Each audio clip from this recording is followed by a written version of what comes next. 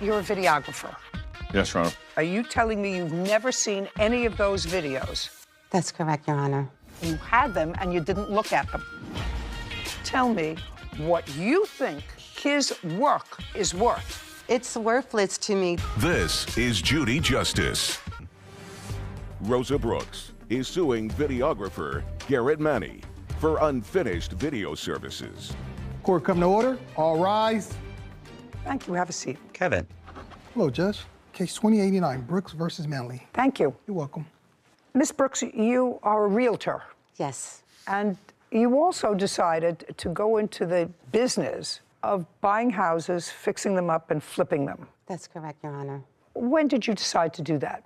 I started my company in 2017. Was that just a real estate company, or was that the company that bought houses and renovated them and sold them? Which one? That was my company that I started for flipping houses. Do you have a partner in that business? No, it's just myself. From 2017 until now, how many houses have you sold and flipped? This would have been my third one. The house that we're talking about now. Yes. And when did you purchase that house? I purchased it in March of 2020. How much did you pay for it?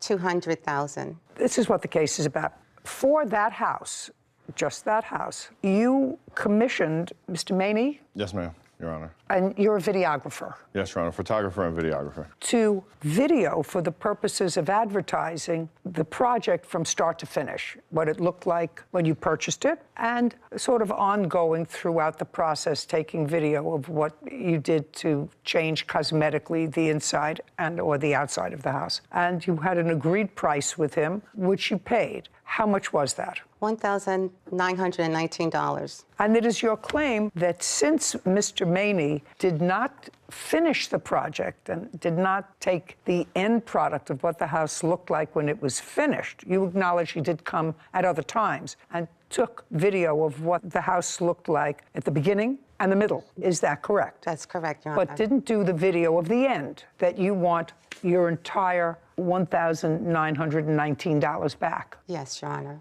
Whatever he says. Mr. Maney says that you were difficult, that it was impossible, the job was supposed to take 4 months, it took almost a year, he didn't sign on for that, which may be. But more important, is there a video? Do you have a video of what he took?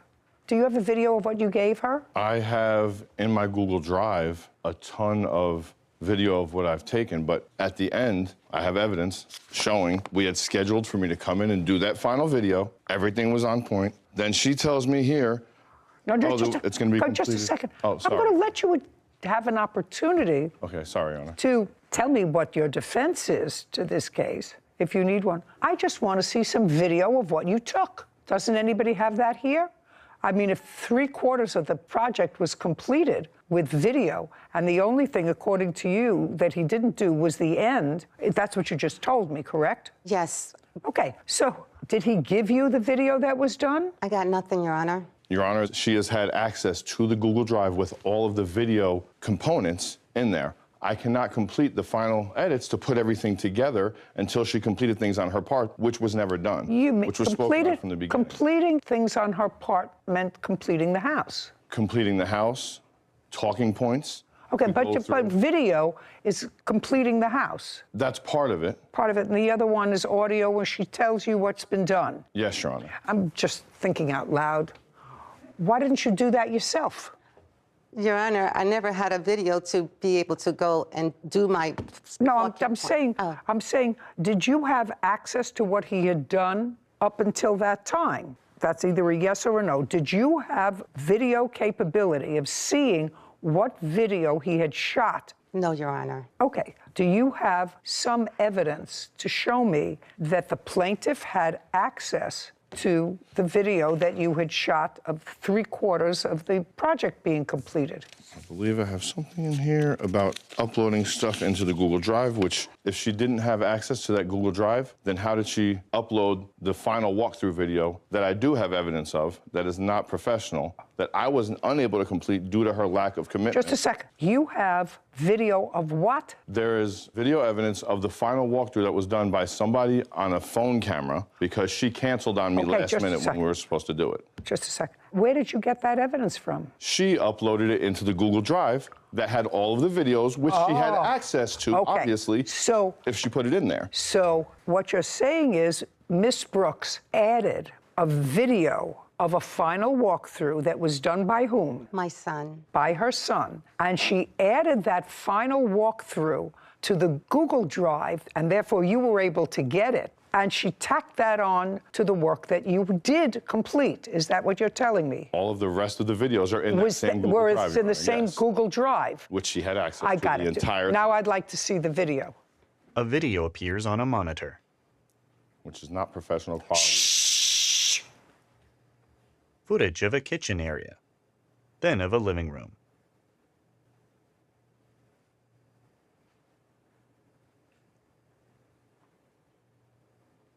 Judy turns to Rosa.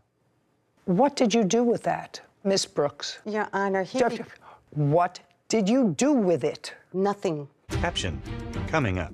At first you told me you didn't have access, that you never saw them. Then they were available to you and your son to be able to look at them. You say you never looked at them. I actually find that unbelievable, Ms. Brooks. Honor- I find it unbelievable that you had them and you didn't look at them.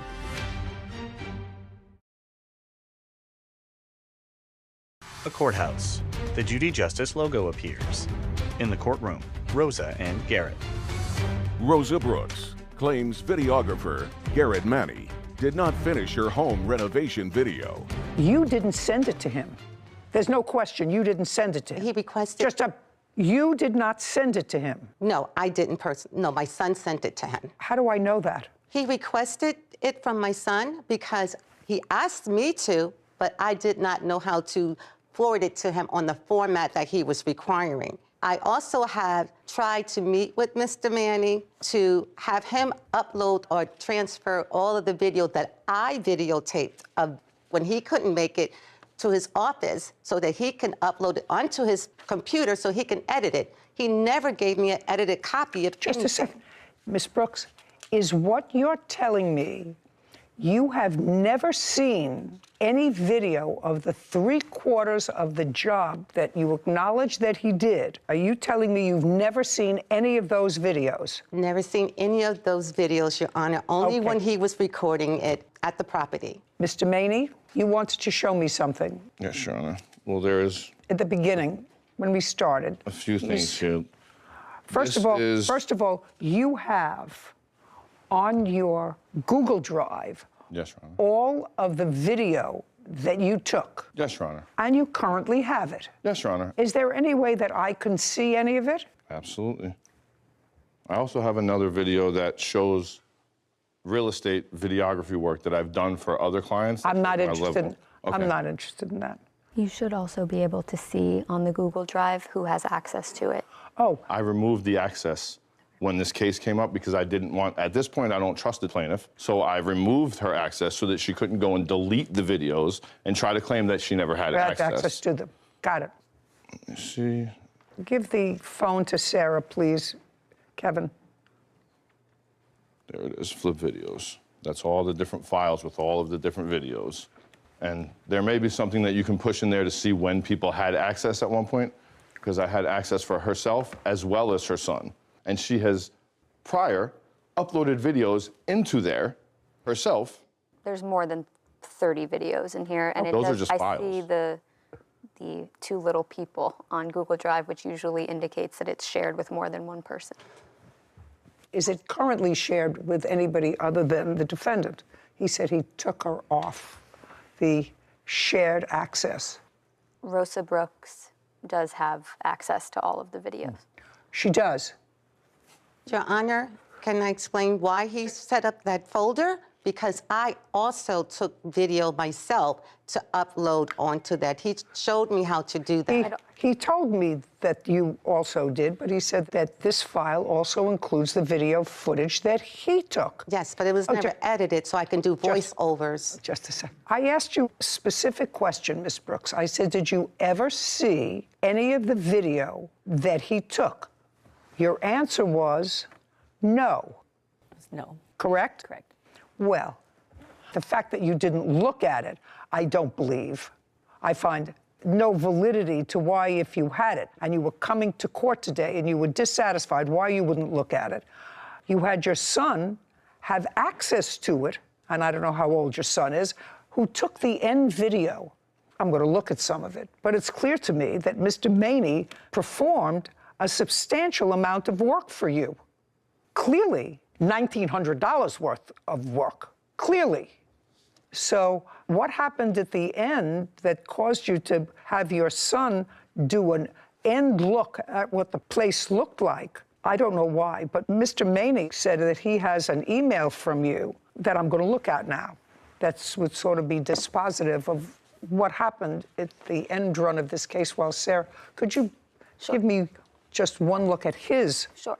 So he has all of these different files for different sections of the home, driveway, fireplace, and if you click on them, these are all of the videos taken for flooring. And if you click on this, it's a video of them doing flooring, and you can see who has access to the clips, her son, Jeffrey the plaintiff, and Rosa. and the owner is the defendant. Mm-hmm. Okay, got it. And there's probably over 50 videos in the file.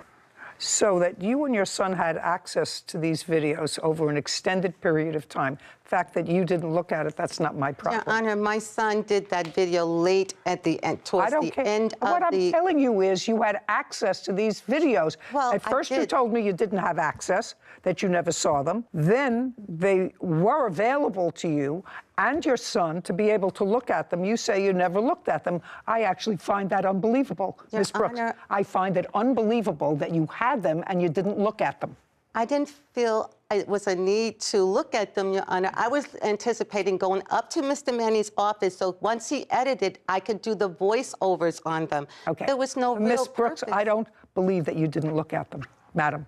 This was a $200,000 investment that you made, and this was a project. The first time that your business had done it, I don't believe that you didn't look at them. How much did you sell the house? That folder for me to how much did you put my videos into. How much did you? You're trying to talk over me. That's Your not Honor, happening. I'm not You trying- sold the house in what month and year? The house closed on January 2022. And what did you sell it for? $555,000. So you made $350,000. No, Your Honor, $270,000 went into the house renovation. Just a second. You sold it for $350,000 more than you paid for it. Your Honor, I use hard money, and there's lots of Just a second.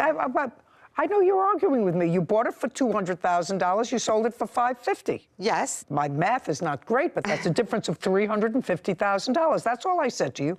I said you bought it for $200,000, you sold it, and the difference between the purchase price and the sale price was $350,000. Yes, that's correct, Okay. Your Honor.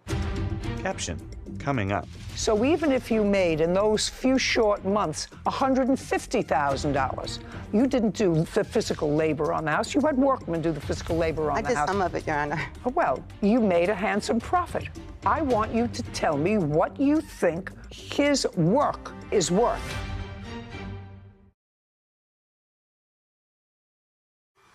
A courthouse. The Judy Justice logo appears. In the courtroom, Rosa and Garrett.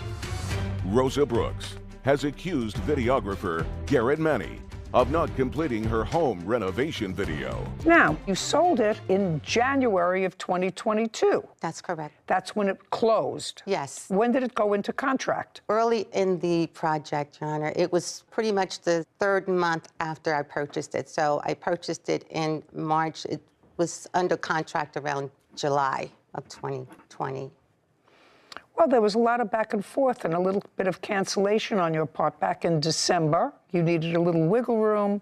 Looks like Monday would be a better day. First it was Friday. So there was lots of back and forth on the endgame video. Yes, Your Honor. And he He also what? He also canceled as well. He has to... Well, that's all right, but the Yeah, back and forth. We both had cancellations, and I understand that, but this was for the final piece, which is what you're complaining about, the final piece. Anna, he was not responding to me at some point when I tried to contact him to get the opportunity to go to his office to give him the rest of the footage that he needed, that he requested, that he was difficult about because I wasn't able to forward it to him in the format that he needed it for. I offered to come up to his office so that he can, transfer from my phone. I'm going to ask you a question, Ms. Brooks. I just want to see what I'm dealing with. Yes. How many files of video did he have? Oh, I can't tell.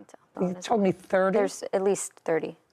I had tons of video myself in there that I uploaded that he taught me how to put into the folders. A lot of those videos are my videos that he didn't take. I don't care. It was on the same thing that you could have looked at and told me that you didn't, which I don't believe. So I want you to understand that.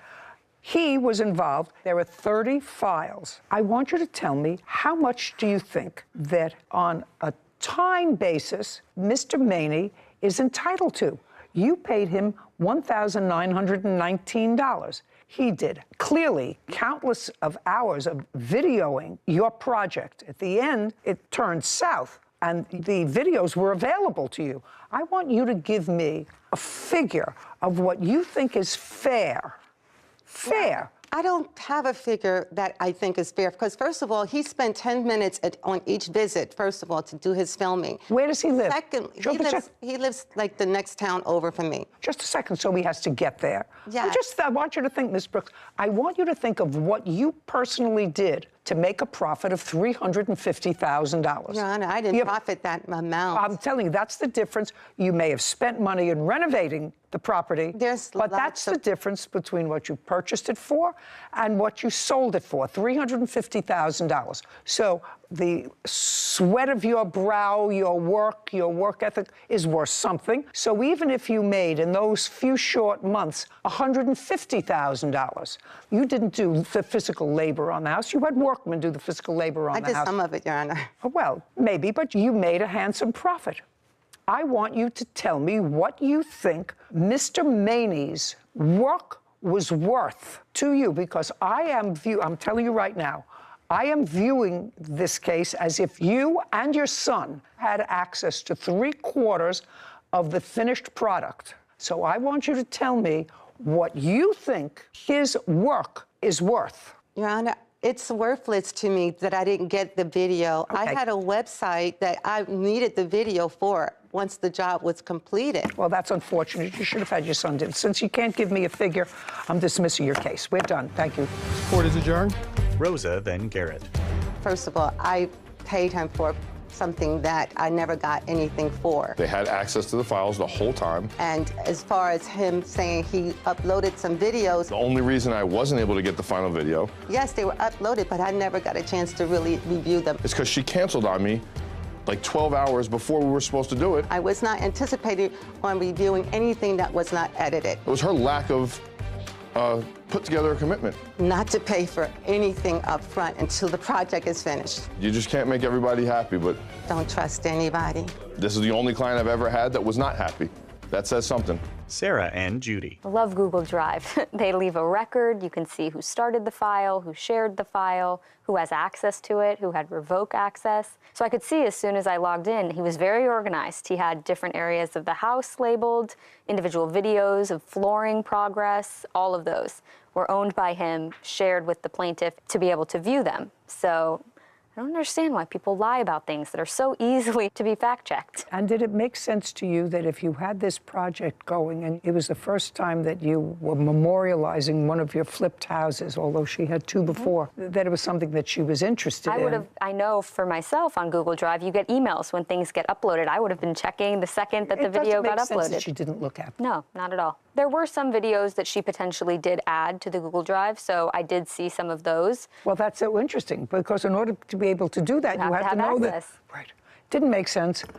Not only didn't it make sense, but she had an end video, and it was clearly from the emails back and forth. She would make a date and then say, you know, her buyers aren't exactly ready. She needs a little more wiggle room. Could you make it this? She made it. Anyway, I found it sort of unbusinesslike. Did not say somebody did work clearly spent hours videotaping for her. So if you didn't get your final video, but 3/4 of it was finished and could easily be edited by anybody, to find the work he did worthless. I feel like it was a little bit of buyer's remorse for the video because she was intending to use this video to maybe attempt to sell it. I presume it was to try and sell the home or her business as a flipper. Her business as a flipper. I feel like she found the buyer for the house and said, man, the video's not really worth anything to me anymore, and just didn't want to pay him. She had paid him, she wanted it back. Yeah. It was crazy. Title, Judy Justice. Have you been cheated? Go to You tested positive for serious drugs. While under the influence of those drugs, you drove your children to the doctor's office. I'm not finished yet. Okay. Why would you feel comfortable about leaving your own children with your sister if you felt that she neglected her own children? This is Judy Justice. Suing her sister, Tiffany Acuna, for rent and property damage. Court come to order. All rise. Have a seat, please. Kevin. Case 2109, Noble versus Acuna. Thank you. You're welcome. Miss Noble, this is your sister. Yes, ma'am. Older or younger? Younger. Any other siblings? Many. How many? I have 5 sisters and 4 brothers. And you have kids. How many children do you have? I have 3 daughters, How old are they? 18, 15, and almost 12. And you? I have 3 children, and they are 10, 5, and 2. There came a time when, that was in August of 2021, according to your complaint, that you were having some housing difficulties with your children. No, that's not true. Well, Miss Noble, what led you to believe that your sister was having some housing difficulty? Because you start your complaint by indicating that she was about to become homeless. Her house that she was living in was being put up for sale. So the house that you had been renting, Correct. for how long? About 2 years. I'm not really sure. It was well Was over being a year. sold. Well, I didn't know that until I gave her my notice after I'd already previously asked my sister if we should move in. So you approached her about you moving in with her. Yes, correct. And do you own your own home, Miss Noble? I do. Where you were living there alone with your 3 children. Yes, Okay, and how much rent were you paying? $750. Now, when you decided to move in with your sister, what rent was discussed? Well, she had told me about $400 is what she wanted. Okay, so she said the rent was $400 per month, and that was starting August 1st? Right. So this is what part of this case is about. Part of the case is about rent. You lived with your sister from August 1st, 2021 to a date in 2022 when you finally removed all of your property. Kind of. I did not remove all of my property, but I removed what she allowed me to. To remove on what date? I'm going to say it was mid-May, but I'm not sure. May of 2022. So we have August, September, October, November, December, January, February, March, April, May. So between 9 and 10 months. For the 9 or 10 months that you were there, how many times did you pay her $400 in rent? She's going to have a list. I have a list too of our. And you have a list. So why don't you take a look at it and give me the exact number of months?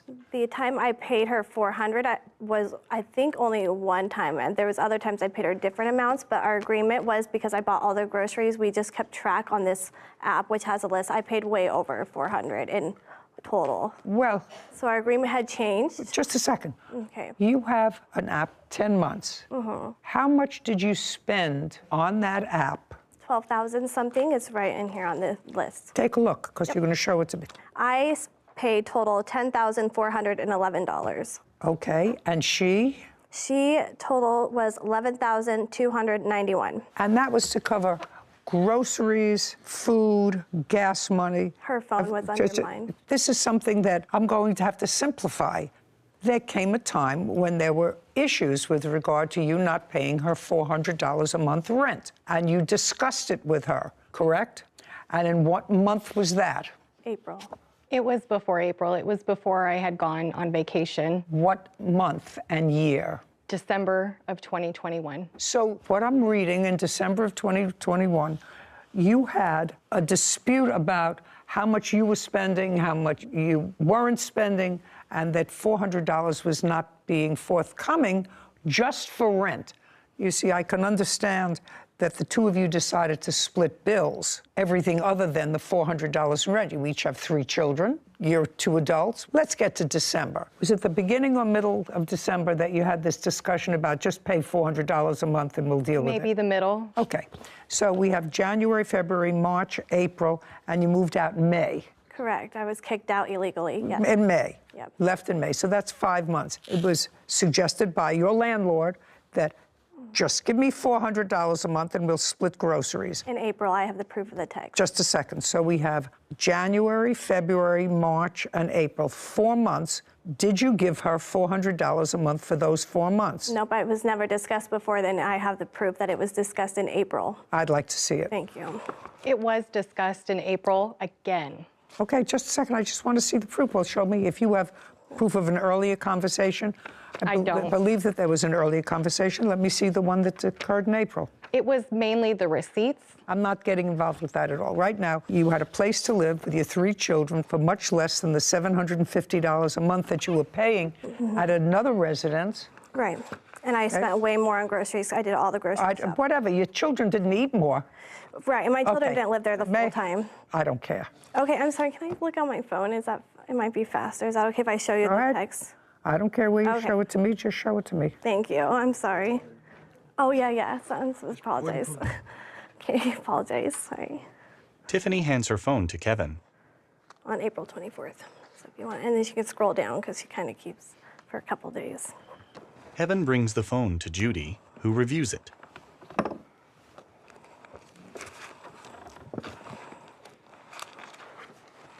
Oh, that wasn't an agreement, madam. These were final acts of desperation to get you to pay $400 a month.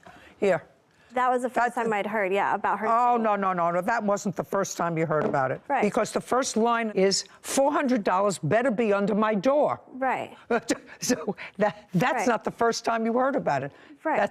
That's an act of desperation. Okay, so you had this conversation with her in December, and she was there until May. And according to you, you only paid $400 once. That's $2,000. By the way, how are your children supported? I work. Well, I work, yes. Is that a full-time job or a part-time job? It was part-time. Well, you don't support yourself and your 3 children with a part-time job. Do you get any child support for them?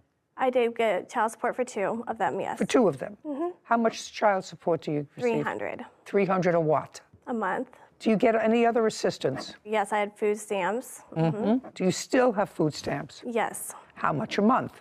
For something, I'm not exactly sure. And when you bought food for the household, you used the food stamps as well as your other money from your part-time job, and got it, Sometimes, yeah. $400. So far, you owe your sister $2,000. That's for back rent.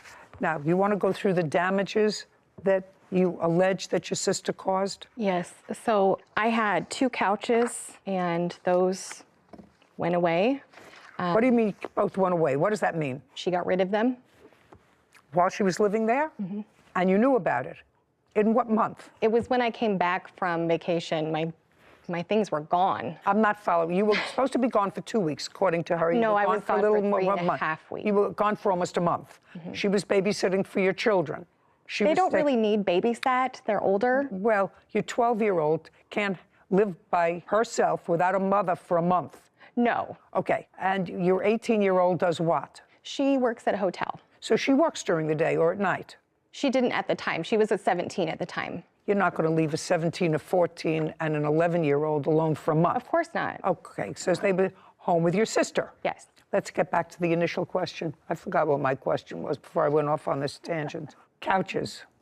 The couches. That's where we're at. Yes. So you went away for a month, and when you came back, couches were gone. Couches, No, like just the whole house had transformed into basically her house. I don't care, basically her house. I want to know what was missing. So the couches were missing. Okay, which couches? Couches from where to where? So the couch from the living room, it was a sectional, and the couch from the basement. Living room and basement. What happened to those couches? Oh, they were gone a long time before, and I can prove you a text of her saying that they were gone before I even moved in, actually in August. She knew, and her daughter and her boyfriend helped me load them up and take them to the dump. She, in fact, told me she was getting rid of a lot of old furniture she did not care about. I have pictures. Just a second. What you have is proof that those 2 items were disposed of before she went away on vacation. Way before I moved in. Okay. Now, Miss Noble, Your sister says that she has proof that those 2 couches were disposed of well before you went away on vacation. If she does, I'm not going to be happy with you. Do you understand? Mm-hmm. Were those 2 couches gone before you went on vacation? I can't recall, but I believe she wanted to make room for her furniture. Just a second. Were those 2 couches gone before you went on vacation for a month? I know the basement couch wasn't. Okay. I think you're full of baloney. Caption, coming up. She started giving my niece video games, movies, my food storage containers. She was just giving my things away. Okay. I went to graduate school after I finished with high school for 9 years. I'm not dealing with Tupperware.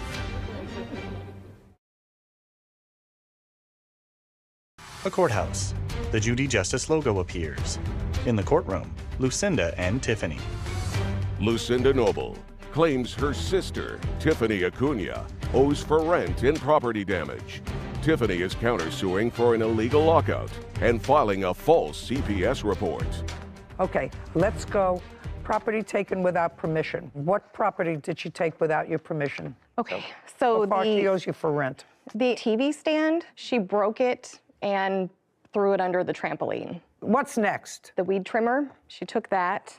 She started giving my niece my belongings while I was gone. She started giving my niece video games, movies, my food storage containers. She was just giving my things away. Okay, she owes you for rent. I went to graduate school after I finished with high school for 9 years. I'm not dealing with Tupperware.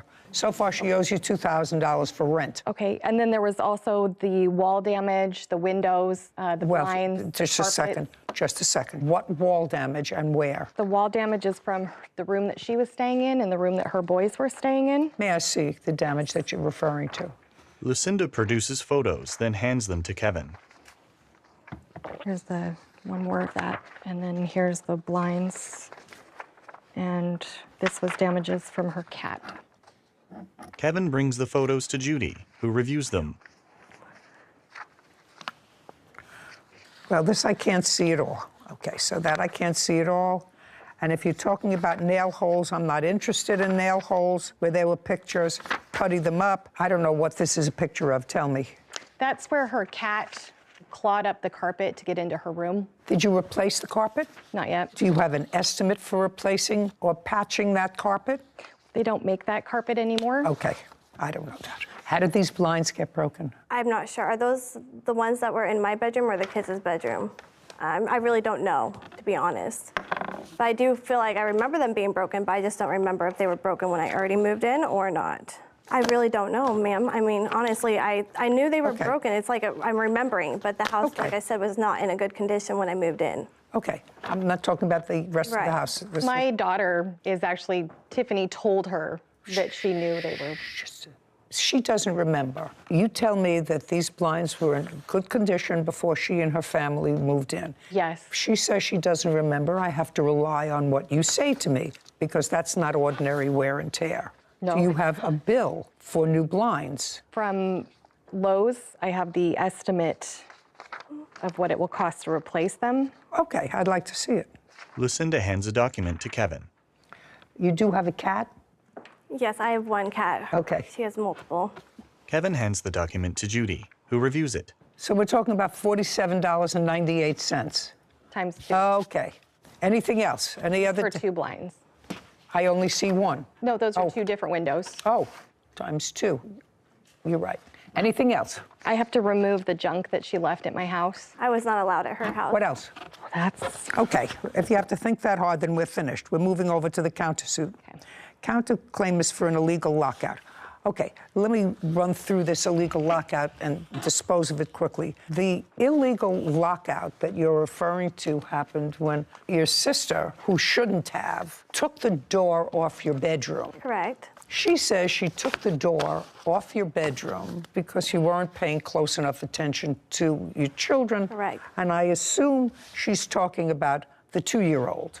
Correct. And when she took the door off your bedroom, you called the police. Right, yep. I called the police. I have the incident Yup is report. yes. You called the police, and the police came. And when the police came on, do we have the date? 26 April. The Correct. police arrived, and they told her she couldn't lock the door, and you were let in. Correct. Okay. So not egregious enough for me to have to deal with, two sisters fighting. But the other part of your claim is that your sister filed a false CPS report. Right. And first, how do you know a CPS report was called in? Well, they called me.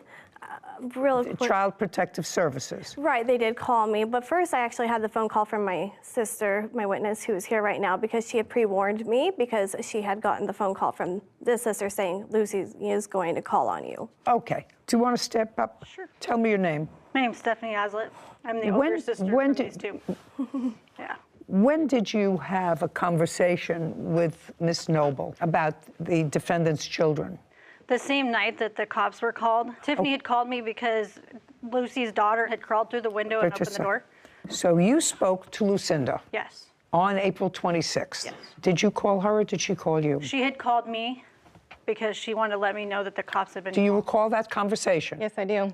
Okay, tell me about the conversation. She called to let me know that she was letting me know that since I was the only one probably capable or in this position to take on a child, if CPS was involved, because the 2-year-old would not be able to go to his father. He was in prison at the time. And I was like, why are you calling and telling me this? Tiffany's a good mom. What's going on? And she goes, no, she's not. I've already called CPS and forewarned them that this is happening. She needs to be taken care of. What's happening? Apparently there was lice on her daughter when she was at her father's house, and the 2-year-old, apparently he was running around with a wet diaper. Who was taken to their father's house? The daughter that had the lice was... The daughter was the 5-year-old? Yes. And Okay, not the lice 2-year-old. Yeah. She supposedly had lice while she was at her dad's. Went to her father's, and that was sometime in April. Is that correct? Yes. And got head lice. Well, he had told me, I wasn't for sure, but I'd let my sister know just in case that she may have lice. Let's check the girls. Okay, and your sister was home at the time? Well, no, she was never home. Everything was over text message. Because Just a second, was that when she was away? She was not staying at the house. She was not at the residence. She was staying at her boyfriend's house that was there. Lucinda was staying at her Yes. boyfriend's house? Yes. Okay, and that's on the 26th? Yes. Is that after the police were called? That was prior to, supposedly the lice was prior to, and that's why she had called them prior to that night. And she was letting me know that she had called them and that I needed to be prepared to take on a 2-year-old. What did you tell her? I asked her why she would call them, what was going on, and I said, this is ridiculous. You know that this is ridiculous? And she goes, no, it's justified. And I said, I don't understand. Did she tell you why? Yeah, she tried to tell me that... Well, tell me exactly what she said to you. Why is this She made justified? the comment that so she called Tiffany you. has not been there. Okay, you had to ask My her words why. to her were, how do you know this when you're never there? And she said? I just know. And gave you no more specifics? No. Okay, you want to tell me about that conversation? I never said I was calling CPS. I said someone will. I know the person who did. It wasn't me. Okay, well... But I knew it was going to be happening. Okay, Stephanie, let's get clear, okay? When you spoke to Lucinda and she said to you, in effect, are you prepared to take on a 2-year-old? Did she tell you that someone was calling CPS? No, she did not. She said that she would be the one calling and that she has already contacted them because of the situation at her home. Okay, now, assuming you and your sister lived alone together, whether you spent time with your boyfriend, I know you have older kids, but you were away. When you were away for that month, were you staying with your boyfriend? Yes. Okay, and you left your kids alone, correct? With my sister. With your sister. Now, why would you feel comfortable about leaving your own children with your sister if you felt that she neglected her own children? They didn't need the amount of care that a 2-year-old does. Are you telling me that a 15-year-old doesn't need a lot of care and watching these days? Or a 12-year-old or an 11-year-old doesn't need a lot of watching and supervising? Is that what you're suggesting to me? Not as much as a 2-year-old. Well, one is a physical watching to make sure that it eats and drinks and is bathed periodically. The other two are far more difficult. You got to have eyes all over the place to watch a 15-year-old and an 11-year-old.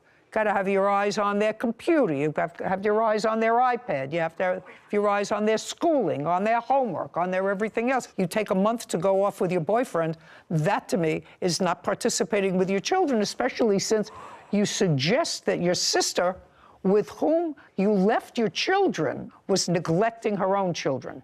Your Honor, I would just like to say that I was reaching out to her a lot of the time too, where I would get 1 week there was nothing. She said, "I'm sorry, I had no Wi-Fi." Her children were skipping school. They were not listening to me. They would not do their homework. Do I need you to reinforce what I just said? Right. I don't need you to reinforce what I just said. Caption coming up. You had had a history with methamphetamines. You refused to meet with caseworkers, according to the report you gave me. I have other reports too, if I may, please. Thank you. Okay. I'm not finished.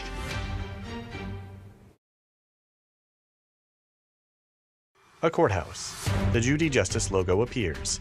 In the courtroom, Lucinda and Tiffany. Lucinda Noble is accusing her sister, Tiffany Acuna, of refusing to pay for rent. Tiffany claims Lucinda wrongfully reported her to Child Protective Services. Now, you have something you want to say? Many things, actually. Well, many things. I don't want many things. What I want, stand up. What I want to know is you're her daughter. Yes. Your first name? Anna Noble. Anna, what do you do? I work front desk at a hotel. Graduate from high school? No. Why? I was pulled out and moved to Missouri. Pulled out by whom? By your mother? Yeah. And when your mother pulled you out, how old were you? 17. Had you been going to school before? Yes.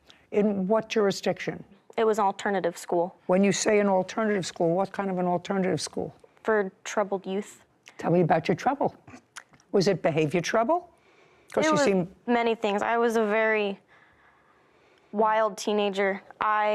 Until when were you a wild teenager? Until I sent her to live with her dad. I didn't ask you any questions. So now you can sit down. Okay. I'm not going into anything else. Lucinda, so far you went away for a month with your boyfriend, leaving your 3 children who you say don't need supervision. How long were you home before you took the door off her bedroom? I got back from vacation in February, early February, and the door was removed in April for a few hours. Okay. Do you have any proof other than this conversation that the plaintiff called CPS? I believe it is proof. Just the thing that was reported is something she would only know. Would that be considered proof? Well, okay. Let me hear what was reported. It was reported that I would not treat my child with lice. That was what the CPS report was, and it was unsubstantiated, and I have that all proof. Okay. When your 5-year-old went to her father, she went to visit with her father, and children do get head lice. It happens periodically. Lots of children who go to school, who interact with other children, come home and they get head lice. Had a lot of children, a lot of grandchildren, and it happens. And you usually treat it. I assume that her father did not treat it. Is that right? He did treat it. He told me. He told me immediately. No. So he treated it. So how do you know that the head lice was the nature of the complaint? That's what was on the report. May I see it? Your children weren't removed, except for your boy. My one son, and then that lady. And then returned. All 3 boys. Oh, yeah. All 3 kids were taken. That's it. Okay. Okay. There you go, sir. Tiffany hands a document to Kevin, who brings it to Judy. She reviews it.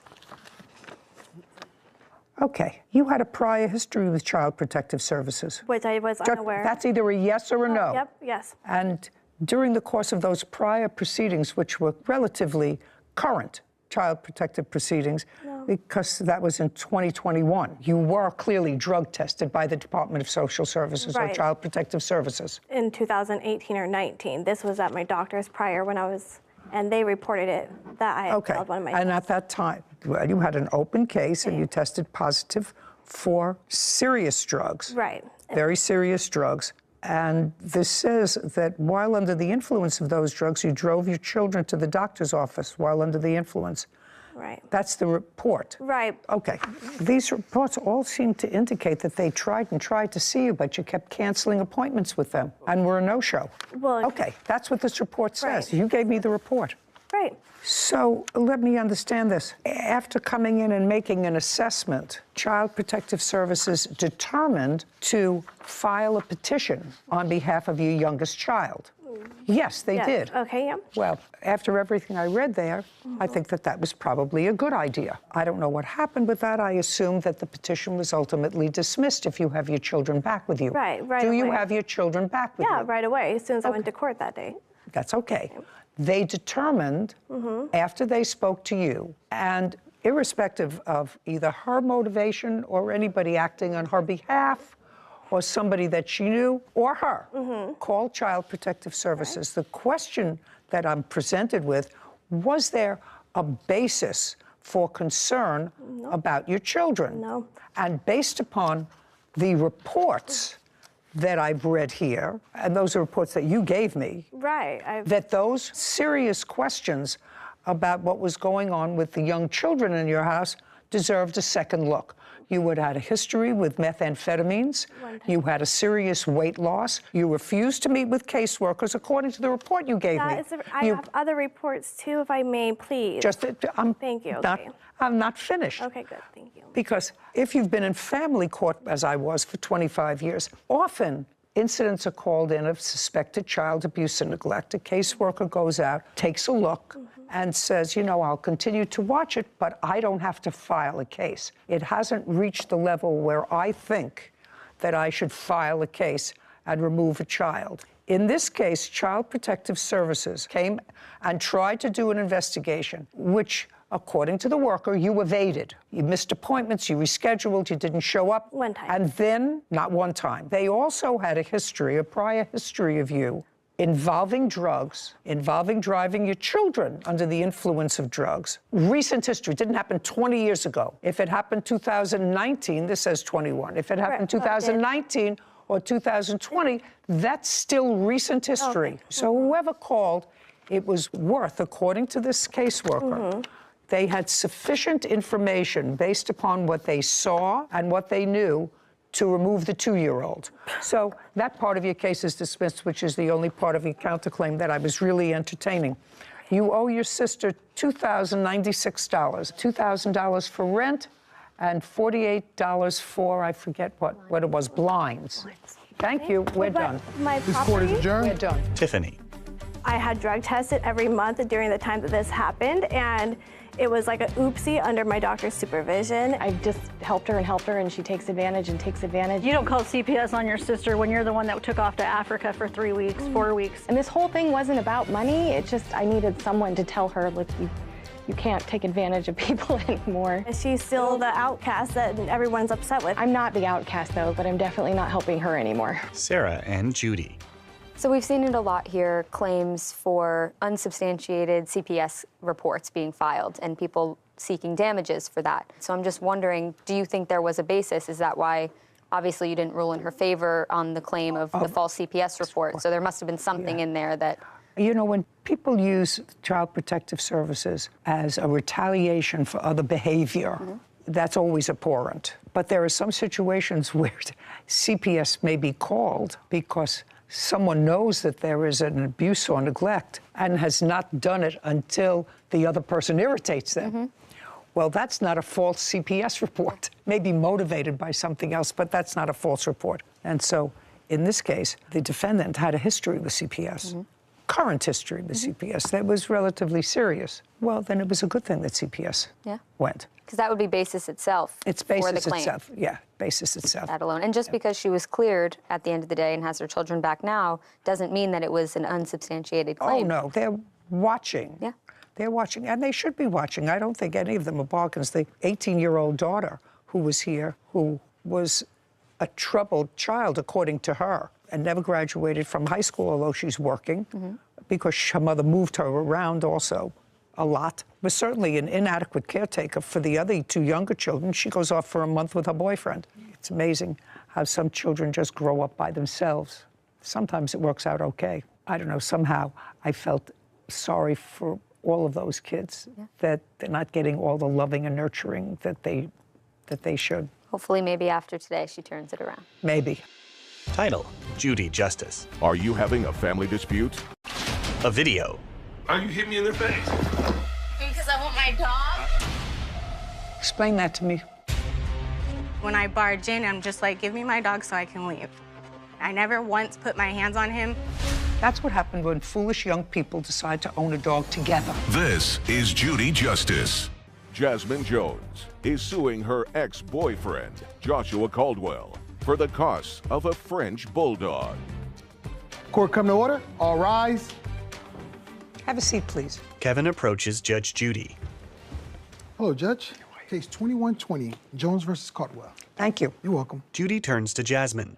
Ms. Jones, you and the defendant were in a romantic relationship that started about a year ago, more than a year ago. And then you decided to do one of the most foolish things that people do when they sort of fall in love, sometimes temporarily. You decided to buy a dog together.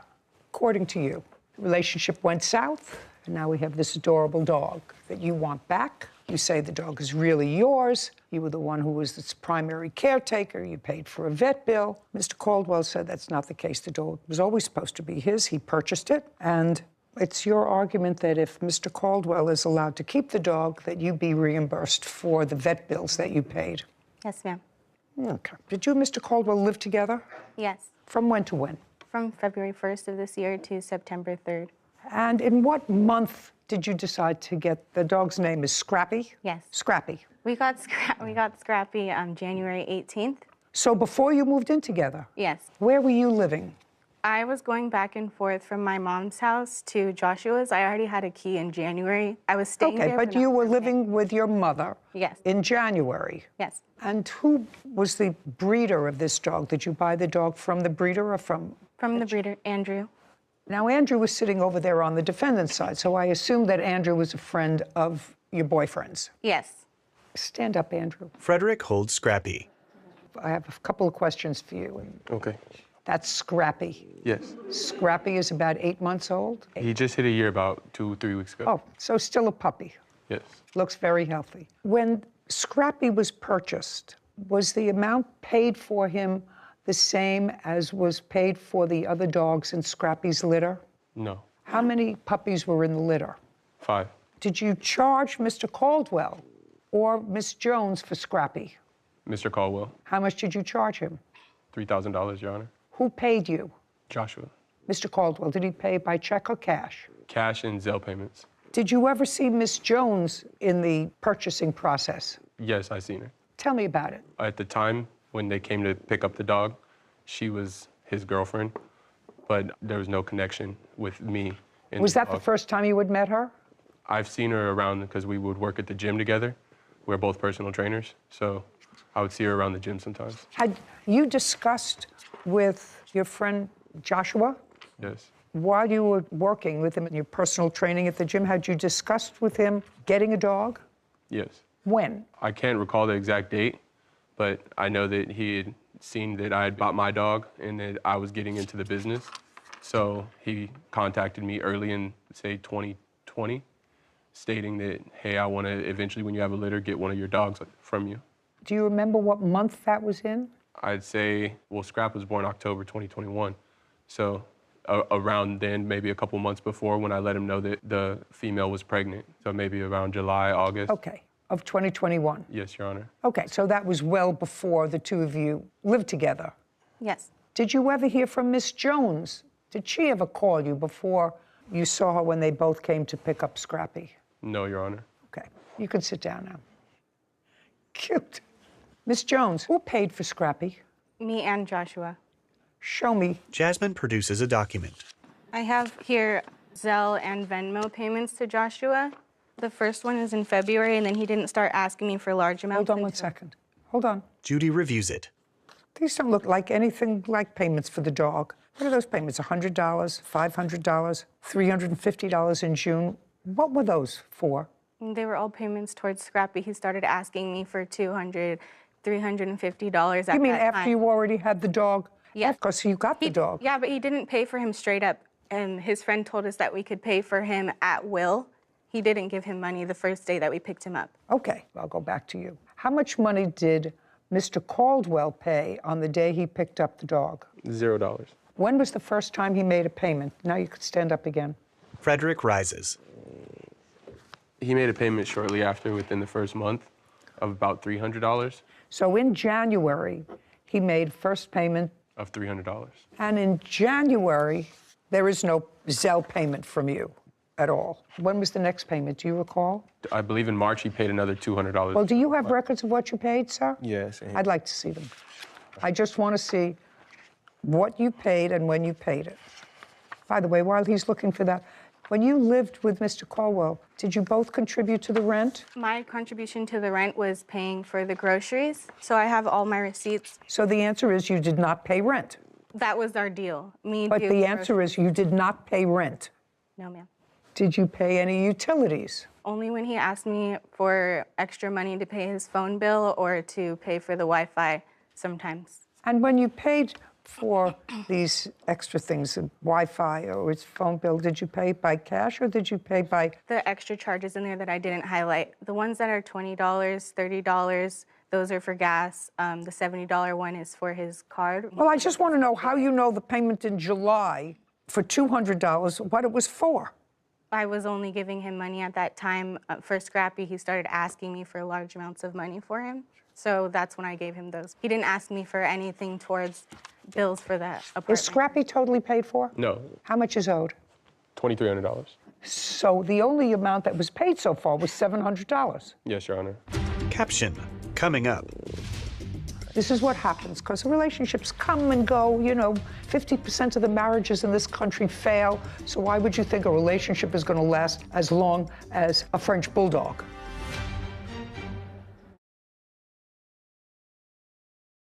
A courthouse. The Judy Justice logo appears. In the courtroom, Jasmine, Joshua, and Frederick. Jasmine Jones claims her ex-boyfriend, Joshua Caldwell, owes for the costs of a French bulldog. Joshua is countersuing for vandalism and an assault. Okay, and this is an agreement that I, Joshua Caldwell, have agreed to buy Cashmere. That was his name originally. From Frederick Wright. Once the dog is paid in full, I will receive full ownership rights. Frederick Wright will remain the rightful owner of Cashmere until I complete $3,000 in payments, right? Correct. And both of you signed this, and this was in January of 2022. That's a reasonable. What are you laughing at? I'm not laughing. I'm just like, when did he even sign that? Because I was with him the day that we picked him up, and he never showed me any contract. Well, but this is reasonable because he's not transferring any rights to him. He's going to remain the owner. He's the owner of the dog until the full amount is paid for the dog of $3,000. Right now, he said that the only thing was paid was $700. Go ahead. Now I'll hear you. Now I got it. Now you can sit down. When I was present for us picking up Scrappy and purchasing him, it was word of mouth contract. There was no paper signing at all. He didn't even show me a paper. And? And he showed me him. He asked me if I liked him. I said yes. And he said he would go half on him with me. Okay. And I said, okay. And it was that same day. I get off of work, he picks me up, we go see Scrappy, didn't know we were gonna get him that day. We ended up getting him that day. He tells me, okay, it's just gonna be $3,500. They walk to the back of the room and start talking and making an agreement. Come back out. So just a second. So they went in the back of the room. You were not there. That's what you just told me. They went in the back to make an agreement, and then they came out. That's what... Whitney.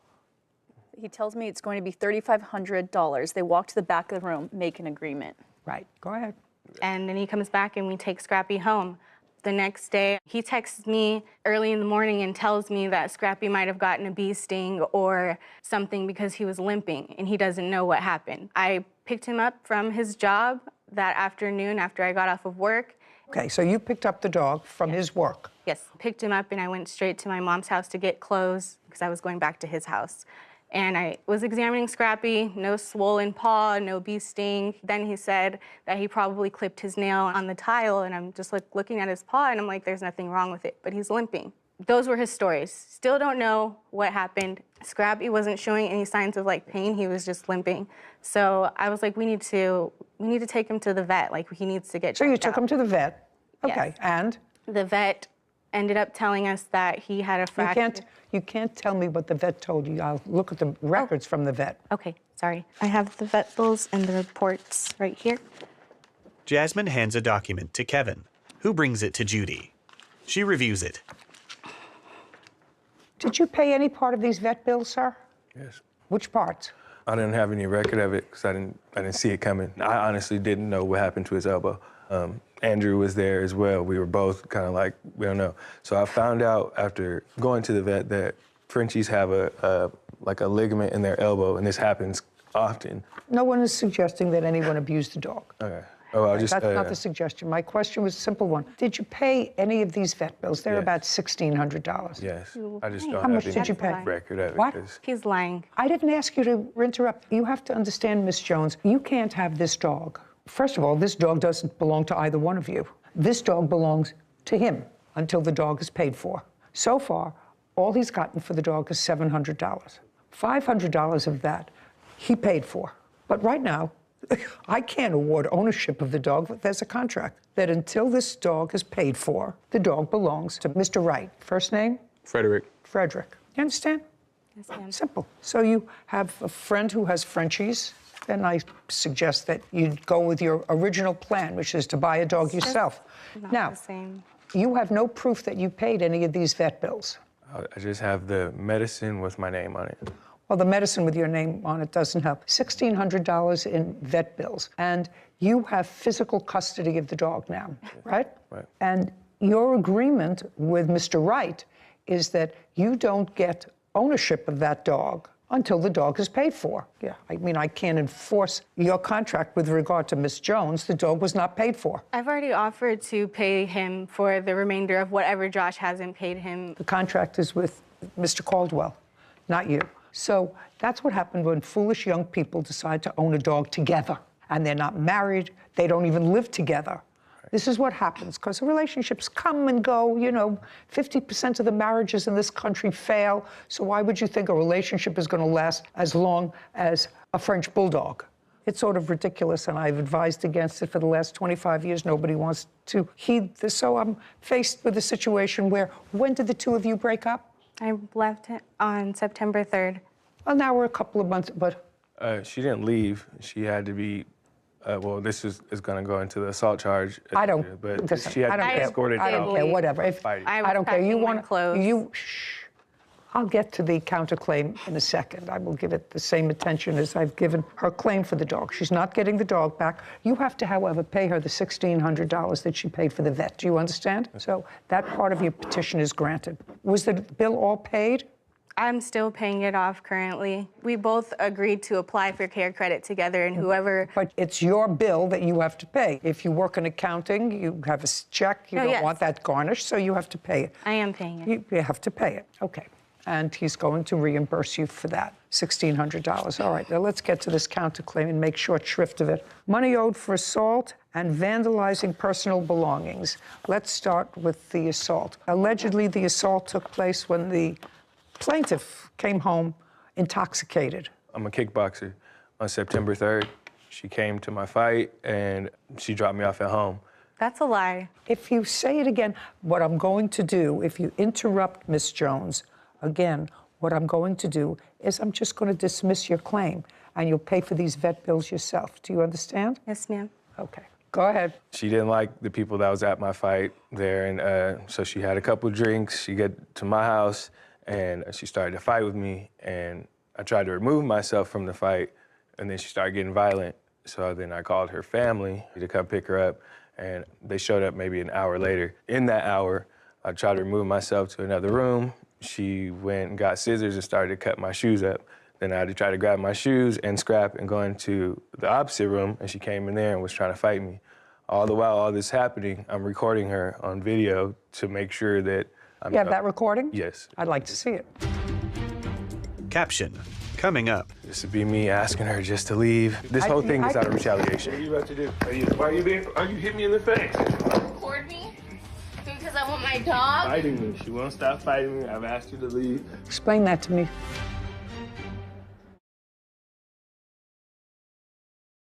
A courthouse. The Judy Justice logo appears. In the courtroom, Jasmine and Joshua. Jasmine Jones is accusing her ex-boyfriend, Joshua Caldwell, of owing vet bills for a French bulldog. Joshua is countersuing, claiming Jasmine assaulted him. Okay. You have that recording? Yes. I'd like to see it. This would be me asking her just to leave. This whole thing is out of retaliation. Why are you hitting me in the face? Record me? Because I want my dog? Fighting me. She won't stop fighting me. I've asked her to leave. Your stuff is in bags. You're such a... Josh. Okay. There you go again. There you go again. On camera hitting me. Jasmine lunges at the camera. On camera. You So you're hitting me? There you go. Explain that to me. I wasn't dropping him off. We were still... I don't care what you're dropping off. Explain that video to me. I was pushing the phone out of my face because he had me on live and was saying my full name. He cut off parts of it. No, I just want to know what happened here. This was clearly you were going after him. I don't know whether you... knocking the phone out of his hand because he was saying my full name, saying I was crazy. I had already packed my stuff. I was leaving. We walk in the house. He calls me a dumb bee and then goes straight to the bathroom. I'm like, okay, well, I'm just gonna leave. Like, I'm not gonna deal with this. I had Scrappy by my side. I was packing what I could, taking it downstairs. I walk back up. He goes, oh, you're leaving? And he snatches Scrappy and locks him in the bedroom. And then when he goes to open the door is when I barge in. I'm just like, give me my dog so I can leave. And well, I want to know what the violent stuff was about. He was recording me, he was saying recording, my name. He was recording you. Saying I was crazy and I wouldn't get out of the house. And I was like, stop recording me. And I was just hitting the phone out of his hand. I never once put my hands on him. He's already hit me and choked me in the past, so I would not go there to provoke him to hurt me again. Did you ever report to anyone that he hurt you? I told my mom. Did you ever report? No, I didn't. Mr. Caldwell, were you injured? I mean, I'm a fighter. I'm not gonna... Were you injured is my question. No. Her family came? Yeah. The police were not called. You called her family instead. Did you pick her up? Stand up, please. You're a mother? Yes, I am. Okay. And this incident happened on what date when he called you? It was about 3 o'clock in the morning. Right. On... Shh. Don't interrupt. On what date? Labor Day. Did you go to Mr. Caldwell's home? Yes, I did. What time did you get there? Probably almost 4. Had Mr. Caldwell ever called you before with regard to picking up your daughter, or that she was... No. No. So this was a first? Yes. Now, when you got there, I want you to describe what you saw. She was crying, she was upset, and I told her, come on, let's just go. And she said, no, I want to get my dog. I can't leave my dog here. He's been violent in the past. I've seen it. I told her, don't ever leave him with him again after a beach incident where he, like, hit him. I mean, he's a kickboxer, like he said. He doesn't hit the dog like a normal person would just tap a dog. No, this was back in July. He was a puppy, he was a baby. And I was so furious when I saw that. He only did it because the dog snapped at him, because he was angrily packing him up into a dog carrier. Would you do me a favor? Would you describe to me your daughter's condition? Oh, I'm sorry. Describe to me, you have to understand, your daughter cannot get the dog. The dog does not belong to the defendant. Okay. The dog belongs to Mr. Wright. What happens to the $1,310 she spent for the dog? Well, she sent that money to him. I have to tell you something. I don't see anything in your daughter's evidence that suggests to me that any payments that she made to him had anything to do with the dog. Anything to do with the dog. Mr. Wright was very clear. He said he received $700 for the dog. There were 2 payments that were identified in his register as payments for Scrappy. There is absolutely nothing in your daughter's register that she gave me of these odd payments of $160 or $70 say Scrappy on it. Not one. So I've already made a determination of where the dog is staying. The dog is staying wherever Mr. Wright wants the dog to stay, because he owns the dog. Okay. Understand? Yes. So now that's your daughter's case. I finished that part of the case. What I want to know is he has a counterclaim, and his counterclaim was that your daughter, while in an intoxicated state, assaulted him. Some of that I saw on this video. Some of it you saw on the video. Mr. Caldwell was honest, because it doesn't look as if he was injured as a result of that, and I'm absolutely not discounting the fact that no one should put their hands on somebody else, but an assault requires an injury. And so if this is is that dog sleeping? No, that is so funny. He grunts all the time. That is so funny. So, Mr. Caldwell, can you show me what damage you allege Miss Jones caused your property? That's the next thing. You said an assault, which never happened because there was no physical injury. Would you mind telling me, please, what property specifically and photographs of that property? I'll have it. Okay, so your counterclaim's dismissed. Judgment for the plaintiff in the amount of $1,600 for the vet bills that she paid or is obligated to pay on her credit. It's not assault unless I get hurt. Yes, it's not an assault unless there is an injury. So if I was that it's an drunk, beating attempt. her up at her just a house? second. That's an attempted, sir. It's an attempted assault. Do you understand? If an assault has a specific definition, I believe she probably attempted to assault you when she touched you in an unauthorized manner. She was punching me in the face. That's not a... Show me picture of any injury. Show me. No, I didn't see that in the video, sir. I saw her lunging towards you. Do you understand? I saw her lunging towards you. I didn't see her hit you. I didn't see a photograph of any injury. I didn't see a police report where you reported any injury. Report incidents with her being drunk and fighting other men. Oh, okay. Did you understand what I said? An assault requires injury. An attempted assault does not. And attempted assault is a crime. But it's a crime which I choose, because of the circumstances here, not to consider and not to award you any cash award because you were not injured in any way. So unless you have photographs of the pair of shoes that you say she cut or something else, I'm dismissing your counterclaim. We got it? Good. Okay. Judgment for the plaintiff in the amount of $1,600. Thank you very much. This court is adjourned. Scrappy was not just like a dog or a pet, like he was my support. I mean, it was fair. Obviously, she had nothing to do with the dog. It's expected because he lied the entire time that we were together. And that's a lie. Him not to have given him any of the money that I put towards Scrappy. She literally just got all the transactions that we've ever done between each other on Venmo or Zelle and brought that to court. Now I just think like he was pocketing that money the entire time. And that's why it was dismissed, because it wasn't valid at all. Sarah. So I disagree with you a little bit on the countersuit of the assault charge.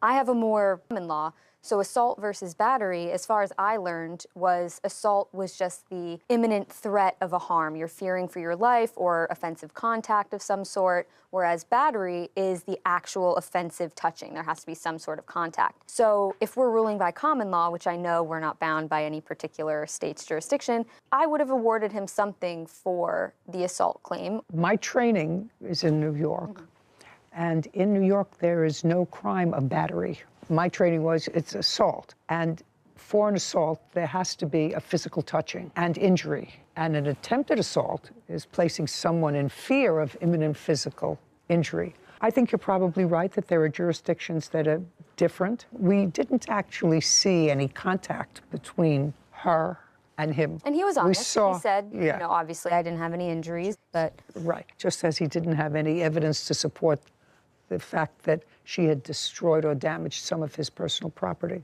Unfortunate, but you make a good point with regard to the assault. Title, Judy Justice. Want justice? Go to Judy. You're suing your parents for money that you put into a truck. I'm about to put all my money into it. I want the truck. No.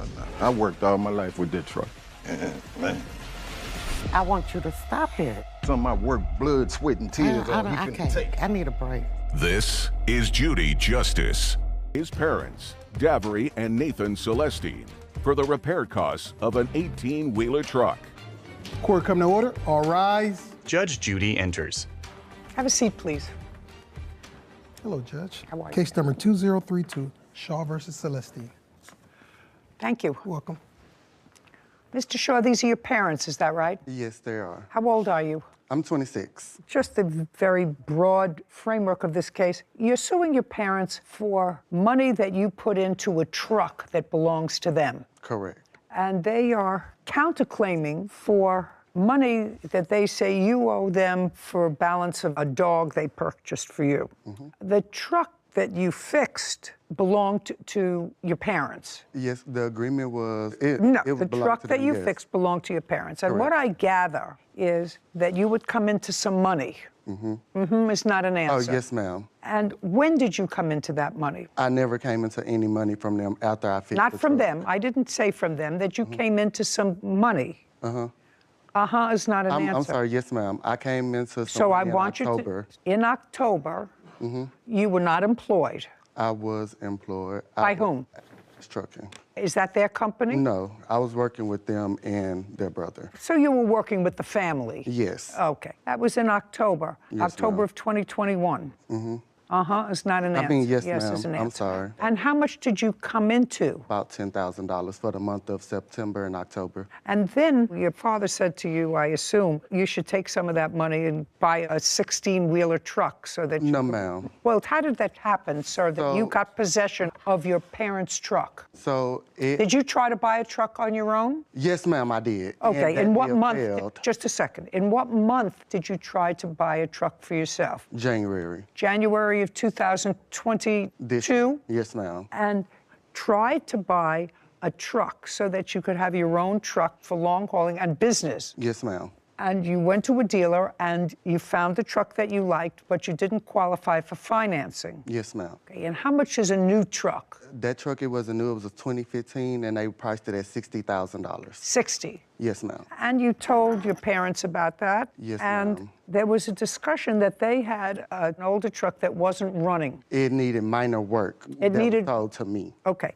so they said to you it needs minor work. Was it running? It was running, but the diamond seal was cracked, so eventually the truck was just going to break down completely. Okay, so you took that truck with the understanding that you were going to repair the truck, and then what? To make money. But once... So you would repair the truck and then use it? Yes, ma'am. And you would keep most of the profits from using that truck? I mean, I'm trying to understand what the agreement was. My dad, Nathan, told me that the truck was only going to be worth $4,000 to fix, which was a diamond seal. It needs some bushings. It needs something for the exhaust pipe. Okay. And I was like, okay. But when the dude kept calling me for the truck, and he was like, okay, this needs to be done. But you took the truck into a mechanic? Yes, ma'am. And did they give you an estimate? Yes, ma'am. Okay. Before or after they did the work? They gave me one before, but I don't have that estimate, but I have the one for after. You mean after they completed the work, they sent you a bill? Yes, ma'am. Well, that's not an estimate. An estimate, sir, is when you go in and say, here's a truck. I want you to give me an estimate of what it is to have it fixed. Mm-hmm. And they give you an estimate, and then you determine whether or not you want them to do any or all of that work, right? Yes, ma'am. Okay. I would never bring a truck into any mechanic or to any dealership mechanic and say, fix it. When they was calling me, telling me additional problems that was wrong, I would call them, which I have my phone records that show that I was also calling them once the dealership called me to fix the truck. Well, because some just a stuff second. on the truck wasn't able, like it needed a new gear, it needed new transmission was messed up on the truck. Just a second. All I want is what you're telling me, that your father told you to go ahead and fix those things each time you got a call? Yes. Okay, so you would call him and your father would not say to you, well, how much is that to fix? Well, yeah, he was, but I had already had a settled amount that I told him that I was willing to spend, which was $10,000. Well, did you spend $10,000? The truck was actually over $10,000. I understand to fix it, but you actually spent $10,000. You actually spent the $10,000. $10,900 to be exact. To fix the truck. Yes, ma'am. And you have the truck. Yes, ma'am. And I think the truck was $13,000 to fix. Yes, ma'am. So you paid the additional $3,000. Yes, ma'am. Now the truck is running. Yes, ma'am, it's running. It was running before, Your Honor. But it's running now better because there are... Yes, ma'am. We're not using it. Just a second. I can only hear from one of you. He said the truck is in use. You said no. It's not used. Or is the truck? No, Your Honor, I misunderstood what you said. I thought you was talking about the repair. You saying is the truck operable now? Yes, it's operable, but it's not on the road. It's not on the road? Who Yes, cares ma'am. if it's not on the road? Oh, yes. The idea was he was supposed to fix the truck and supposed to be able to use the truck. Yes, ma'am. Is he able to use the truck? Yes, he's able to use the truck. Okay, great. When was the last time he tried to use the truck? He never tried to use the truck after it was fixed. He said that he no longer wanted to be a part of the deal, to give him his money back. Okay. I have something.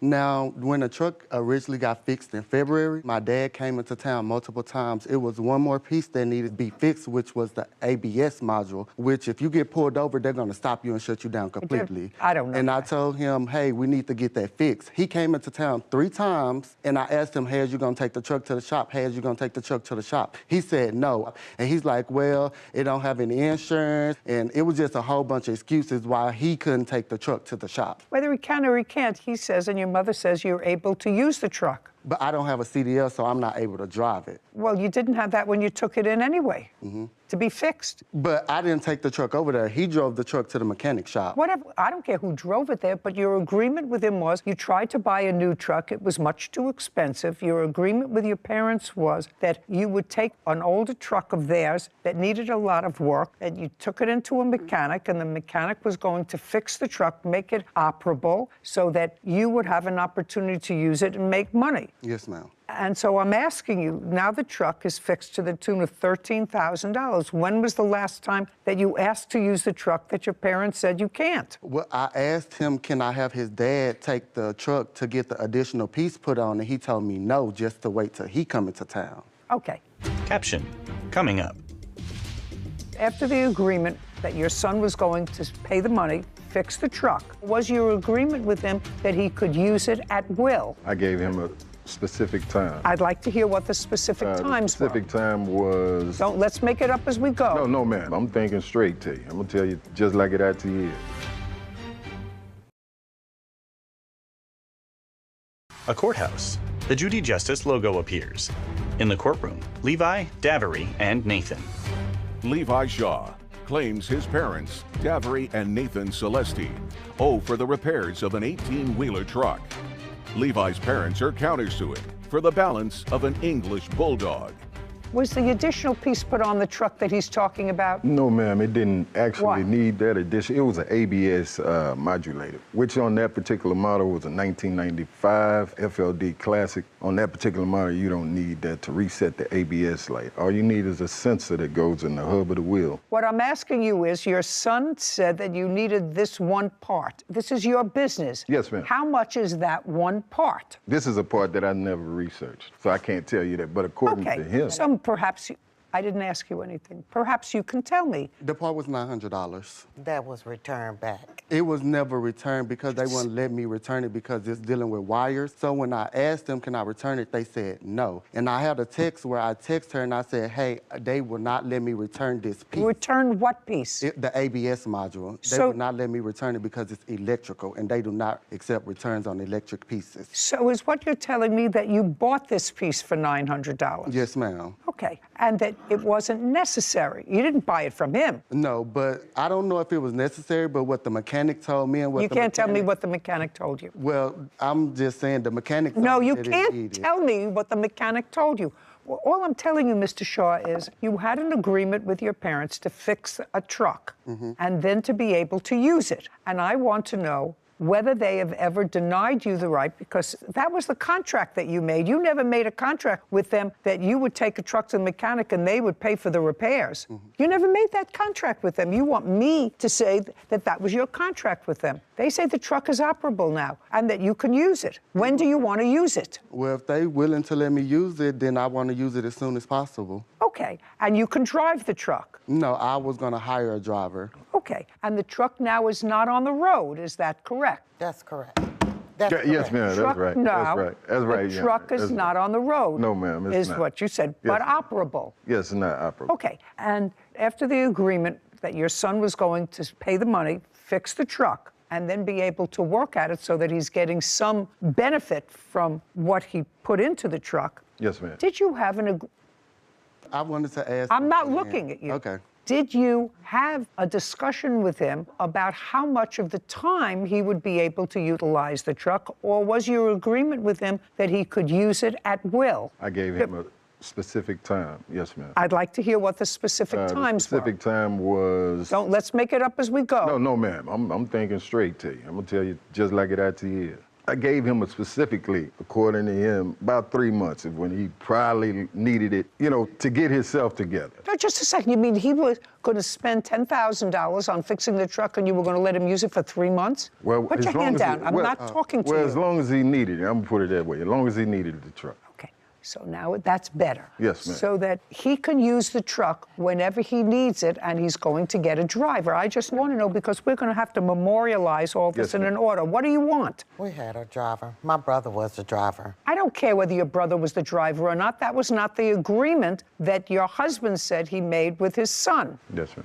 He says he made an agreement with him that if he paid to have it fixed, he could use the truck whenever he wanted to. That's what your father says. No, that is not Okay, that is not so true. when did you ask to use the truck? So in January, when I was getting the truck fixed, they told me $4,000. But as the mechanic kept calling me, adding on stuff, I said, hey, I'm not about to pay all this money, and y'all telling me I can just use it. If I'm about to put all my money into it, I want the truck. And my mom was like, okay, you can do that, because in January, they didn't make any money. Just a second. So what you're telling me is what you said to your mother, I'm not going to put in all this money unless the truck belongs to me. Correct. Well, that's not unreasonable, Mr. Shaw. I can actually see that. You're spending $10,000 of your money, and you want to be able to use the truck. And you want it to be able to not have it on a whim of somebody else. Yes, ma'am. How old is this truck? This truck is exactly 22 years old. How long have you owned it? I've owned it since I was 23 years old. Okay, so you've owned it since it was new. Yes, ma'am. Did you make a living from it? Yes, ma'am, I did. Good. Do you have other trucks now? Yes, ma'am, I do. How many others? Just one other. I'm not no big scale company. I just got one other truck, yes, ma'am. Can I see the title to the truck, please? To the truck we're talking about? Yes. I don't have that title with me. Why not? I was under the impression that I didn't need to bring it. Okay, and according to you, the truck's not on the road now? No, ma'am, it's not on the road. Do you remember having a conversation with your son about, I'm not going to spend all this money unless the truck is mine? Yes, ma'am, I do remember that conversation. Do you remember where it took place? He was driving and I was at home. So it was over the phone? Yes, ma'am. Remember what month that was? January. January of 2022. Correct. Tell me what you said to him and what he said to you. I told him, I totally understand what you're saying. I said, let me talk to your daddy and we'll see what we could do, but... Great. As a parent, that sounds perfectly reasonable. And did you speak to your husband? Yes, I did. Did the two of you own the truck? He owns the truck. It's in his name and Nathan's name. So you said, okay, that sounds okay, let me talk to your daddy. You have to talk to the owner of the truck because Correct. now you're seeking to change the agreement. Do you understand? Yes, ma'am. Okay. And after you spoke to your mother, did you have a conversation with your father about the ownership of the truck? Yes, we did. And tell me when that was and what was discussed. It was in January as well, and when I told him that, he said he totally agreed with me that if I put in majority of the money, that I can have the truck. Okay. I want to tell you certain things sort of ring true to me. If I were a young person and spending all my money for a business, because this is the business that he was going to be in, he was going to hire a driver and he was going to take a certain amount of the profits. I could understand him saying to his parents, who now have a truck that they're not using because it's not on the road, I'm going to spend all my savings, it looks like, because the initial estimate was $4,000, but it kept going up and up and up and up and up. So if I'm going to spend all this, put your hand down. If I'm going to spend all this money, I'd like to own the truck. And in response to that, his mother said, and acknowledges that she said, it sounds right to me, I'm going to speak to your father. And according to you, you spoke to your father, and your father said, sounds okay. Yes, ma'am. So you went ahead and spent the money. Yes, ma'am. Okay. Caption, coming up. Put your hand down. This Your is Honor, not I don't a. understand This is you, not. Your Honor. Some dollars I on to done fix- made over $1 to million fix your with the truck. truck. That's ridiculous. I want you to stop it. Say, man. Hey, man, how can you tell me Now, to stop are on we something going- I worked blood, sweat, and tears on? He finna take.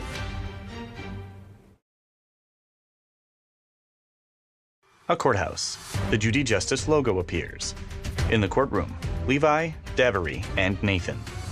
Levi Shaw says his parents, Davery and Nathan Celestine, owe for the costs of repairs to an 18-wheeler truck. Levi's parents say he never used the truck, and it is still not fixed. I'd like to see the bills for the truck. Oh, I have it on my phone. Well, what is that? These was the bank statements because at first they was countersuing for insurance as well. So I was showing bank statements where I had sent them money. So No, I that's don't- what these was Yeah. for. But I have it on my phone, but I don't have it in these statements. Well, I need it. Levi produces his phone, then hands it to Kevin. Here you go. Is that the one final invoice? Yes, ma'am. I'd like to see it. And it also have at the bottom where it says it needs the ABS module. Judy examines the document on the phone. Your Honor, can I see that as well? Yes. Well, so the entire amount is $13,000. $13,000 and some change. And your father paid $3,000. Yes, ma'am. This is not the correct invoice. What? I got have the the original invoice. Oh, fine, I'll take a look This at yours. the invoice that was sent to me via, so by their email, which I could pull up their email as well. And it shows that it's paid on the back. Just a second. Yes, ma'am. It's the same thing as he showed me. But it has our name on it. Who cares? The ones that he showed you, it changed since then. Well, but let me ask you a question. No. Unless I'm missing something. No. You're not questioning the fact that he paid $10,000 to fix the truck out of the $13,000 that the truck was. Are you questioning that? No, I'm not Okay, questioning that. then I don't know what we're talking about. Okay. Let's go over this one more time. When your son said to you, you know, if I'm going to spend all this money, I want to own the truck, and your wife had the same conversation with you, right? She said, I got a call from Levi. Levi said if he's going to spend all this money, he really wants the truck, and she actually thought it was okay. And what did you say, sir? I said that I'm not going to sell you the truck. Why? I will let you use the truck. No, when did you say that? Because I have other children. Oh, no, but And- your other children didn't put any money into the No, truck. no, I know what No, you're just a saying. second. Your other children didn't put I any know what money you're into saying, the truck. but that's like- Hand down. He didn't Okay. ask me to buy the truck. Okay. Yana. He asked could he use it. Just a second. He was gonna sell it to my uncle because when the repairs got done, they actually didn't have enough money because I had $8,000 saved up. They took $4,000 of my $8,000. That you got to pay paid the, back. Yes, but they didn't have the money, so when you just Mr. said you Shaw, bought Mr. $4,000 Shaw, for me. I don't expect you to talk to each other. I don't expect you to talk to him. Yes, ma'am, I understand. Very easy. I believe that you changed the contract with your son from a contract where he would pay for the repairs, which was supposed to be $4,000, and then you have the use of the truck, to the fact that he was going to spend $10,000, which was all of his money. Put your hand down. I'm not. This 22-year-old truck that you've had since it was new was going to be his. And I am going to craft an order to the Department of Motor Vehicles to reissue a title in the truck to him. Do you understand? He's going to take that order. He's going to get a new registration for the car and a new ownership. Unless you want, put your hand down. This is Yana, not I don't a. understand This is not. that, Yana. It's not. I don't understand that. Well, I but got other just a second, children. do I you got want me- 5 other do you kids, want me? man. Do you want me to And say he's it's spoiled, slower? Yana. And I say, what about the $3,500 that we put into it? You're absolutely right. Okay. But it wasn't $4,500, it was $3,500. 35. I'm sorry if you didn't hear me well. Man. You are absolutely entitled to that. I believe you are entitled to that. He put in 10, that's his truck. Yana, I worked all my life with that truck. I don't care. I worked all my. I don't care. He's not going to spend his $10,000 I care. I done made over $1 million fix your with the truck. truck. That's ridiculous. I want you to stop it. Say, man. Hey, man. How can you tell me Now, to stop are on we something I going- worked blood, sweat, and tears on? He finna take. I need a break. That's the judgment. I'm not entertaining your counterclaim. That's the judgment playing, of the man. court. You get title to the truck. You can retrieve it as soon as you change the registration of the truck. However, in order to do that, you have to give your parents the $3,500 that they put into the truck. Do you understand? Yes, ma'am. Your Honor, Good. what about We're this done. dog? We're that done. we This paying court is for? adjourned. We're done. We I have paying a for this question, dog. Judge. We're done. It's over. Okay. We paying for this dog and he's not giving us nothing. Let me explain something to you. The reason, let me explain something to you. The reason that I'm not hearing your counterclaim is because the two of you were disrespectful and didn't listen to me. Oh, yes, you did. That's it. We're done. All right. My actions of my response to what she was saying is wasn't nothing being disrespectful towards her. I'm very glad she ruled in my favor. It was the initial, the thought of giving up my hard-earned possessions. It was because I did try to work it out before we came to court, and they was like, no, we're not gonna pay you nothing. I never would have thought in a million years sue my parents, even though they, my parents were my butt. But that was just something you had to go through back then. It saddens me. I'm in disbelief that my parents did that to me. I didn't think that they would do that. I mean, I'm not sure. I don't know his plans. I can't talk that. If you do business with family, make sure you get contracts.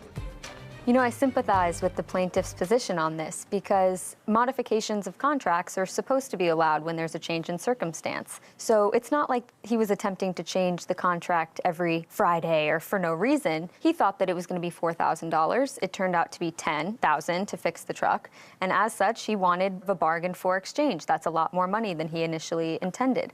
So that conversation makes sense to me, that conversation between his parents, that I know we had agreed to this, but now with this new new information. This is what I'm comfortable with. Is that okay? I think so. I think that is a common sense interpretation of what happened. For a truck that cost $60,000 20 years ago, to put in $10,000 to it is not nothing. That's a big investment. Well, it probably isn't worth more than that. And the condition that it was in before he had it repaired, their position was unreasonable because now they have a fixed truck that their child paid for. That their child paid for. And with the animus between them, it doesn't seem to me as if he's going to get any benefit from the bargain. So the modification of their original oral contract, which I think happens occasionally when circumstances change, as long as both parties agree. And I actually think that both the mother and the father said okay, and then something happened that I don't know about. Don't want to know about. And I don't want to know about it. But I think it's fair that he had possession of the truck since he paid the majority of it. Yeah, I agree. Title, Judy Justice. Are you having a family dispute? Go to Judy Justice. Did you file a restraining order against him? I did. He came to my house unannounced and told me that I was fired. He called and made threats, basically talking about I'm gonna come to your house and everything. No. Play with me. I'll show up at your house. Yeah, that's a threat. This is Judy Justice. Jeremy DeTorres is suing his former employer, Chad Young, for unpaid wages and filing a false restraining order. Court come to order. All rise. Judge Judy. Have a seat, please. Kevin approaches the bench. Case 2140, DeTorres versus Young. Thank you. You're welcome. Mr. DeTorres, according to your complaint, you did some work for the defendant as a plumber. Didn't work out, and he terminated you, and he owes you some wages. Yes, ma'am. The defendant says that while your work in the beginning was okay, you were never an employee of his. You're an independent contractor. That's the way he sets it up, and he's going to explain that to me. That he paid you your wages even though the last job that you did cost him an awful lot to repair. He was not happy with the quality of work that you did, and his counterclaim is for vandalism, something that happened with his truck, work hours, lost due to your incompetence. That I'm not going to hear, sir. You know, you make a choice with an employee, and if it turns out to be something that is less than satisfactory, then you let them go. But the one who I assume suffered from what you call lack of quality work that he performed was the person that you were working for. Was that a private residence that he was doing work in? Yes. Yeah, a bunch of that's private residents. Yeah, that's the person who suffered. Yes. Yeah, sure. Okay, so we're going to make this as easy as possible. From what days to what days did you work? I worked for Chad from June 13th to August 3rd. And how much were you supposed to be paid? For those 3 days, $840. And that's for 3 days' work? Yes, ma'am. Did you say June 13th? Yes, ma'am. To August 3rd? Correct. Well, that's more than 3 days. No, his wage he owes me from August 1st to August 3rd is what he did not pay me for. Okay, and where did you work during those days? Multiple residents. Okay, do you have any sort of a call log from him? I do. It's right here in my Do you dispute that he worked from August 1st, 2nd, and 3rd? Yes. You dispute that There was one day he actually did one of my jobs for a couple hours that day. Doesn't matter. He has a log. Half a day for one day. Did you pay him for that half day? I did not, because the job was done incorrectly multiple times. But he did that job. Okay, now, do you have a log? As in? It's some sort of a work log. You have a business. You have people who are general contractors. You get a call. You don't have a payroll because you pay these people independently. Do you pay them in cash or check? Both. Well, how did you pay him? Sometimes it was through a cashier's check and sometimes it was cash. Okay, but never through a company check where you deducted Social Security. No, because I 1099 all my employees, so they're all self-employed, so they have to do all that on their own. I do understand. I mean, you're not the inventor of this whole system, sir, of paying in cash. Okay. Are you one of those independent contractors? Yes, ma'am. Stand up. How long have you been an independent contractor? I've been contracted with Chad since July 5th. Of what year? This year, 2022. Oh, so short term. Yes, ma'am. Does he pay you in check or cash? No, look at me. Check it first, and then later on it became through Venmo, and then it's gone back to check now. What kind of check? Cashier's check. Just a straight cashier's check with nothing taken out? No, ma'am. No, I go to my bank to get all that. What?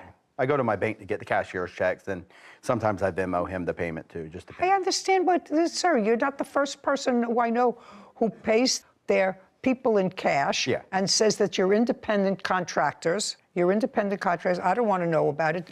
What name do you use for the cashier's checks? My personal name. Is this the first time you've worked for him? Yes. Okay, let me see what you have for August 1st, 2nd, and 3rd. Where did you work? Come on. There were multiple residents, ma'am. Well, you have to tell me so that he can answer. He said that you worked half a day that he didn't pay you for. Yes, ma'am. So let's say that's a full day. So that's $200. Okay. See, he would email it on his work phone, and I'd follow the addresses there. Well, then you would have it on your phone. My short notes on this. Just a second. Then you would have it on your phone. It was his company phone. He took it back when he came to my house unannounced and told me that I was fired. Redeemed his truck. Got my tools out of his vehicle. Okay, just a second. Do you have your phone? I do. I have my personal one that I. What about the phone that you took from him? No, that one's actually broke, so it's been with Venmo for the past week. Let me see the notes that you have that you took. Yes, ma'am. Jeremy hands a notepad to Kevin, who brings it to Judy. Fascinating. It's my shorthand, ma'am. How do I know what dates these are for? It was all on his phone, ma'am. Well, that's not him to have to prove, sir. I wasn't able to prove anything when he took his phone back. I just had that's the notes when I was employed for him as I wrote down. It's not helpful to me. Yes, ma'am. So far, the only thing that he's acknowledged is that he owes you a day's wages. Yes, ma'am. Which is $210. The other part of your complaint is a false restraining order against you. Yes, ma'am. Did you file a restraining order against him? Do you have a copy of what you wrote in your restraining order? I do. I'd like to see it. Chad hands the document to Kevin, who brings it to Judy. She reviews it. So what got me that restraining order is he called, made threats, and made Was threats. this after you fired him? It was. Okay, so after you fired him, he called you. Made threats. Well, what did he say when he called you? Just basically talking about I'm gonna come to your house and everything. He wanted money. I guess, yeah. He said, you didn't pay me. Yeah. Okay. You say you got a text message and voicemail from Jeremy threatening to come to my place of residence. Yes. Can I hear it? Yeah. Do you want me to play it, or do you want to look at it? I want to look at it. Okay. So, Mr. Torres, did you, after he fired you and came to your residence, took your house, did you call him threatening to come to his house? I did. You did? With the police. It says it on these text messages, ma'am. Okay. I'm going to take his phone and those text messages. Kevin brings documents and Chad's phone to Judy. There's more text. That's just the one where he said he'd send me my money. That's the voicemail if you want me to play it for you. Sometimes the transcription doesn't work. Yeah. You want me to play it? Just. Sarah presses a button on Chad's phone. Hey, bro. I definitely worked more than 9 hours for the last week that I worked for you. I'll be contacting my... Play with me. I'll show up at your house. Yeah, that's a threat. With the police. Just a second. That's a threat. Yes, ma'am. Okay. I've had more. That's a threat. I had more incidents before that as well. May I say something, ma'am? He accused me of going into his gated community, slashing tires on his work vehicle. I stated that I was going to come to his house after, if you read my text, I said to him, hey, bro, I think I misunderstood your text message. If I did, my bad. If not, I'll show up at your house with the police. I never went to his house. I waited to see if he'd be the big man and just send me my money like he said he would. I listened to the message, sir. Yes, ma'am. The message sounded threatening. Did you read the rest of them? I don't care. That message sounded threatening. Caption coming up. Where does it say here that his tires were slashed? In my mind, somebody writing that against me, flattened tires, what else would it be? But you have to understand that that's not what this says. And later today. I was financially struggling. Well, you weren't living together at the time. No, she would periodically come over and yeah, but you weren't living together at the time. So how would she find out that you were in financial trouble? A courthouse. The Judy Justice logo appears.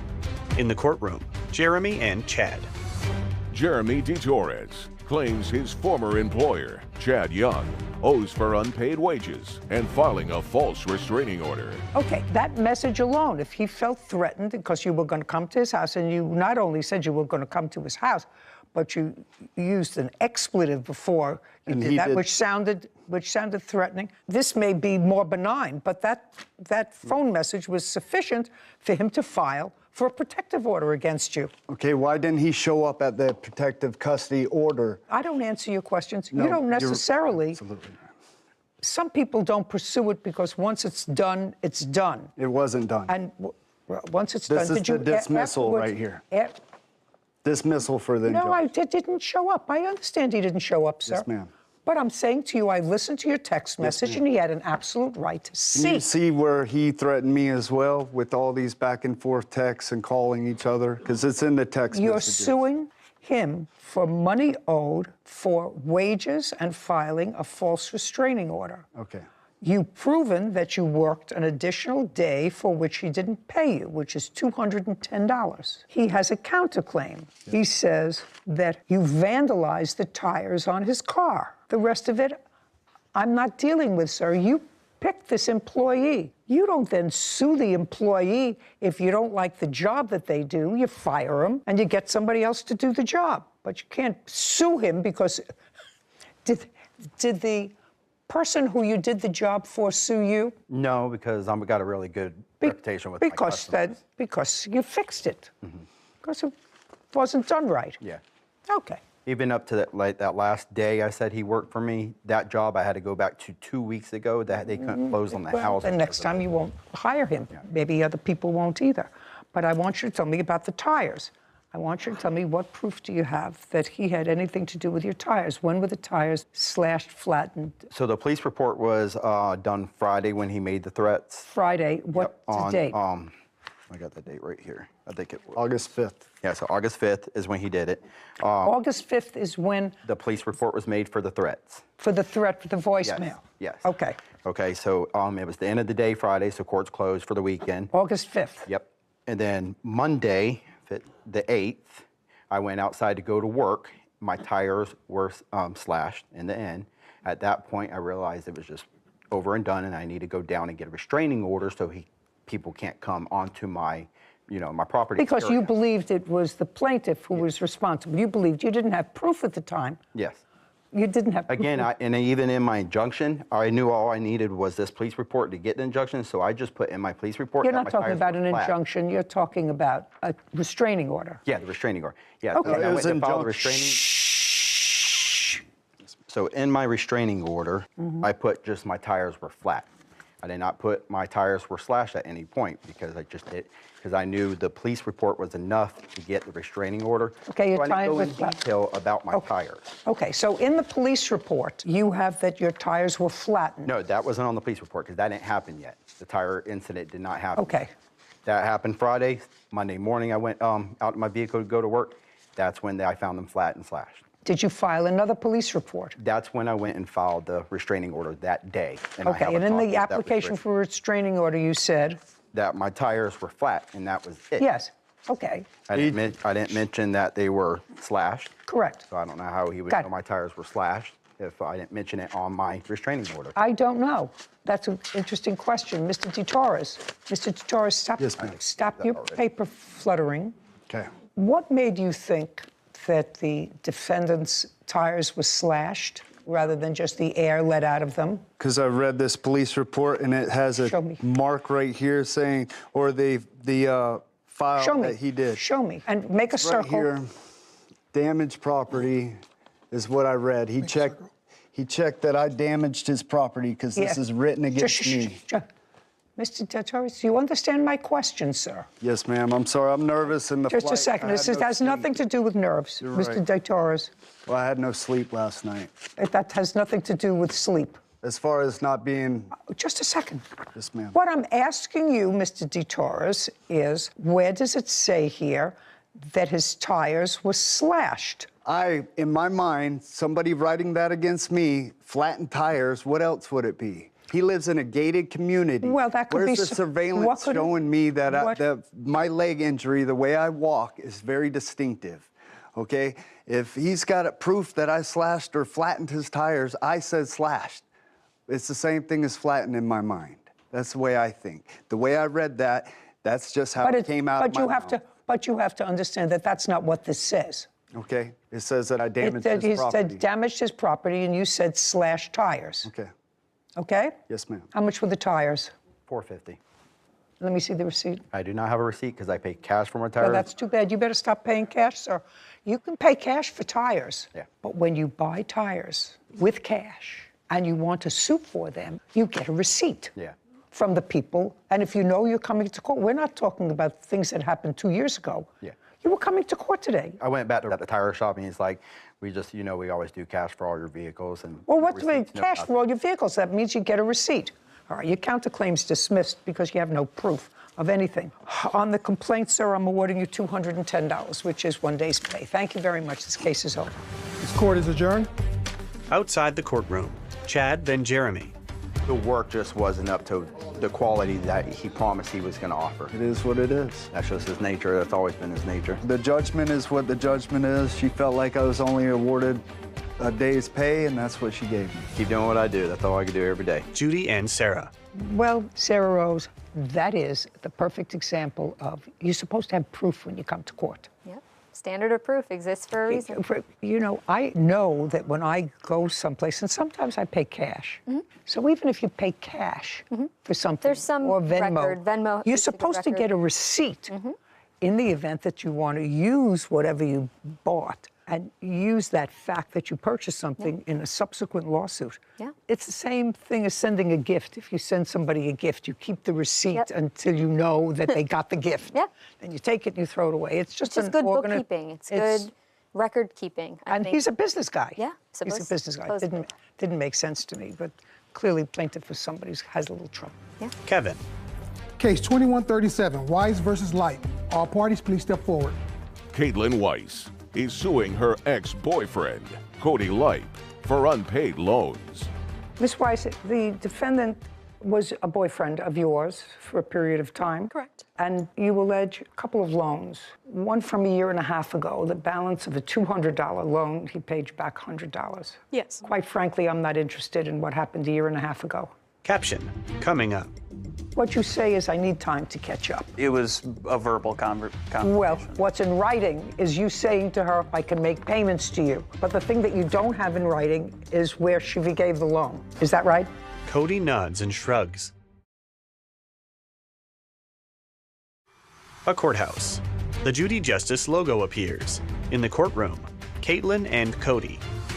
Caitlin Weiss claims her ex-boyfriend, Cody Lipe, is refusing to pay back loans she gave him during their relationship. Okay, in March of this year, you allege that you gave him money. He was still your boyfriend in March of this year, is that right? Yes. Is that correct? That is correct. And in March of this year, he had gotten a car. What kind of car did you get? It was a Buick Regal. What year? 2004, I believe. Where did you get it from? I got it from a private seller. How much did you pay for it? $850. Needed fixing. Yes. And you didn't have money for parts, I did for the first round of parts. but you didn't for the second? After the first ones failed, I did not. And how much did you need for parts? That I don't remember. Who bought them? Miss Weiss did. Did you buy them on a credit card? I believe so, yes. And you have no idea what you paid for those parts? I don't remember. But that would be in March of 2022. It would have been in April. Did you pay for the parts by credit card? Yes, I paid between Cash App transactions that were transferred to Mr. Lipe through Cash App, which I have present here. I'd like to see proof of them. What do they total? They totaled up to $920. Does that sound about right, Mr. Lippy? That's about right. Okay. And tell me about the discussion that you had with her when she paid for these parts. There was a discussion of how I was going to pay her back. And what did you tell her? I did agree at that time. And then what happened? There were then later discussions as we were still in a relationship and I was in financial troubles that she told me not to worry about it. This 920 was a loan in April of 2022. That's what you say. It was in April, not March. Correct. And then you say at some point she forgave that loan. Right. Tell me when that happened. Shortly after the car got back together, which would have been in May. I was financially struggling. Well, you weren't living together at the time. No, she would periodically come over and yeah, but stay up you at weren't living together at the time. So how would she find out that you were in financial trouble? I mean, we were at that state in our relationship where she knew basically my financials all the time. When did the two of you break up? I believe that was in June. So shortly after you say she forgave the loan. That is correct. Did you ever forgive this $920 loan? No, I did not. Brennan Black was there the day that I had confronted Cody at a car meet and had offered him a short little payment of $790 where Cody said he would do it in payments. Just a minute. You broke up in June. Correct. He says that you had a conversation before that, sometime in May, where you knew he was in financial difficulty. Did you ever have that conversation with him? No, that is incorrect. I do have statements here to prove it as well. I'd like to see them. Caitlin hands documents to Kevin, who brings them to Judy. She reviews a transcript of a text exchange. So then you said he owed you $970. He had been giving you some money? Yes, he had been giving me It says, so that puts you at $670, okay? That's what you wrote. Correct. He had been giving me money periodically throughout the beginning of the car parts. Okay, but it says, so that puts you at $670, okay? Yes, there's more transactions on the Cash Apps as well. Oh, after that? Yes, correct. Sorry. No, sir. What you say is I need time to catch up. There's no forgiving here unless you have some... It was a verbal conversation. Well, what's in writing? Right. What's in writing is you saying to her, I need some time to catch up. I can make payments to you. All of that is in writing. But the thing that you don't have in writing is where she gave the loan. Is that right? He shrugs. Yeah. $920. Judgment for the plaintiff. We're done here. Thank you. This court is adjourned. Outside the courtroom, Cody, then Caitlin. It is what it is. I think it was fair. Mr. Lipe did owe me money, and he got what he deserved. Yes, she lent me the money, but at the same time, she was helping me out in a relationship, and she knew I was struggling. He said he was going to pay me back and never followed through even after that. There were discussions about her telling me not to worry about it. Not to trust so much. I'm never going to do it again. Oh, that's going to be a contract. Judy and Sarah. She was very prepared. Oh, she was to the point, knew exactly what she needed. And she had all of her evidence. Yep. All just the way we like it. All lined up. It's unfortunate when a loan becomes a gift and a gift then becomes a loan when the romance is over. These writings are always so helpful, and these text messages really are making my life much easier. And one thing that I mention a lot is with Cash App or Venmo, always state if you're paying someone money, don't just send the money, put in the subject line. They have a subject line on those for a reason, for this car part, for this tow, for this XYZ, the other. So I always, when using Venmo or Cash App or something like that, in an online transfer system, I'll send the money, and then in the transaction, you can put whatever you want in the memo line of Venmo. So housekeeping for me, I'll pay through that. Other things, I list housekeeping for, and I put the date and the hours. So I at least have a record of who I'm paying electronically. If you buy food, or if I give someone money for dinner for half my meal, I say for my dinner on XYZ date. And then you can get a printout. Organized. Exactly. And then you can, like a bank account? Yep. Interesting. I didn't know that. It just keeps it organized. So I love it when litigants come in ready to go. Well, that's good advice for people who use Venmo, to use the subject line. Exactly. It makes our job easier. Good. Title, Judy Justice. Are you a victim of a scam? Go to judyjustice.com. This is vandalism. I seen shattered glass all over the floor. I didn't do it. I'm being framed. That's a lie, Your Honor. Could you explain these photographs to me? Is framing me, and that he did vandalize his own apartment. This is Judy Justice. Carlos Guillen is suing his former roommate, Nigel Pine, and her boyfriend, Gallo June, for property damage and stolen belongings. Court come to order. All rise. Judge Judy enters. Have a seat, please. Kevin. Hello, Judge.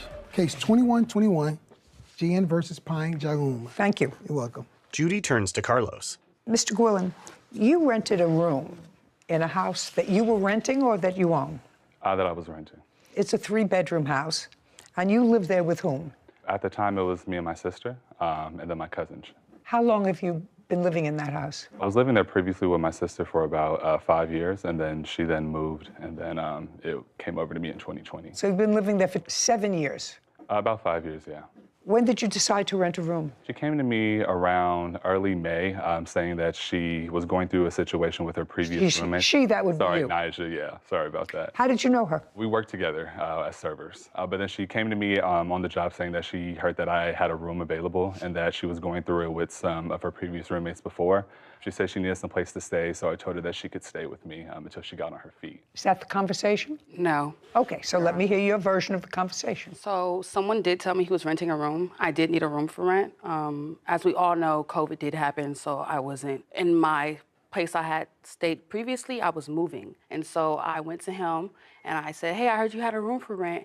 He's like, yeah, girl. And I'm like, yeah, so I could pay, I can move in now, basically. Because I came to him on May 31st, moved in June 1st, which was the next day. And he was like, yeah, girl, just pay $800 a month. Just give me $1,000 to move in. You're gonna love it, you're gonna love it. I'm like, all right, for sure. It's like, it'll be month to month, and that was it. It was never like till you get back on your feet. It was never like a helping hand. I paid to move in with him. He never said it was a helping hand. Well, he did just state that I was going to be staying there until I got back on my feet, which was never the case. I was staying there. But you needed a room. Yes. Okay. And the rent was $800 a month. Yes. And he asked you for $1,000 up front as security. Yes. And when did she move in? She moved in on May 30th, Your Honor.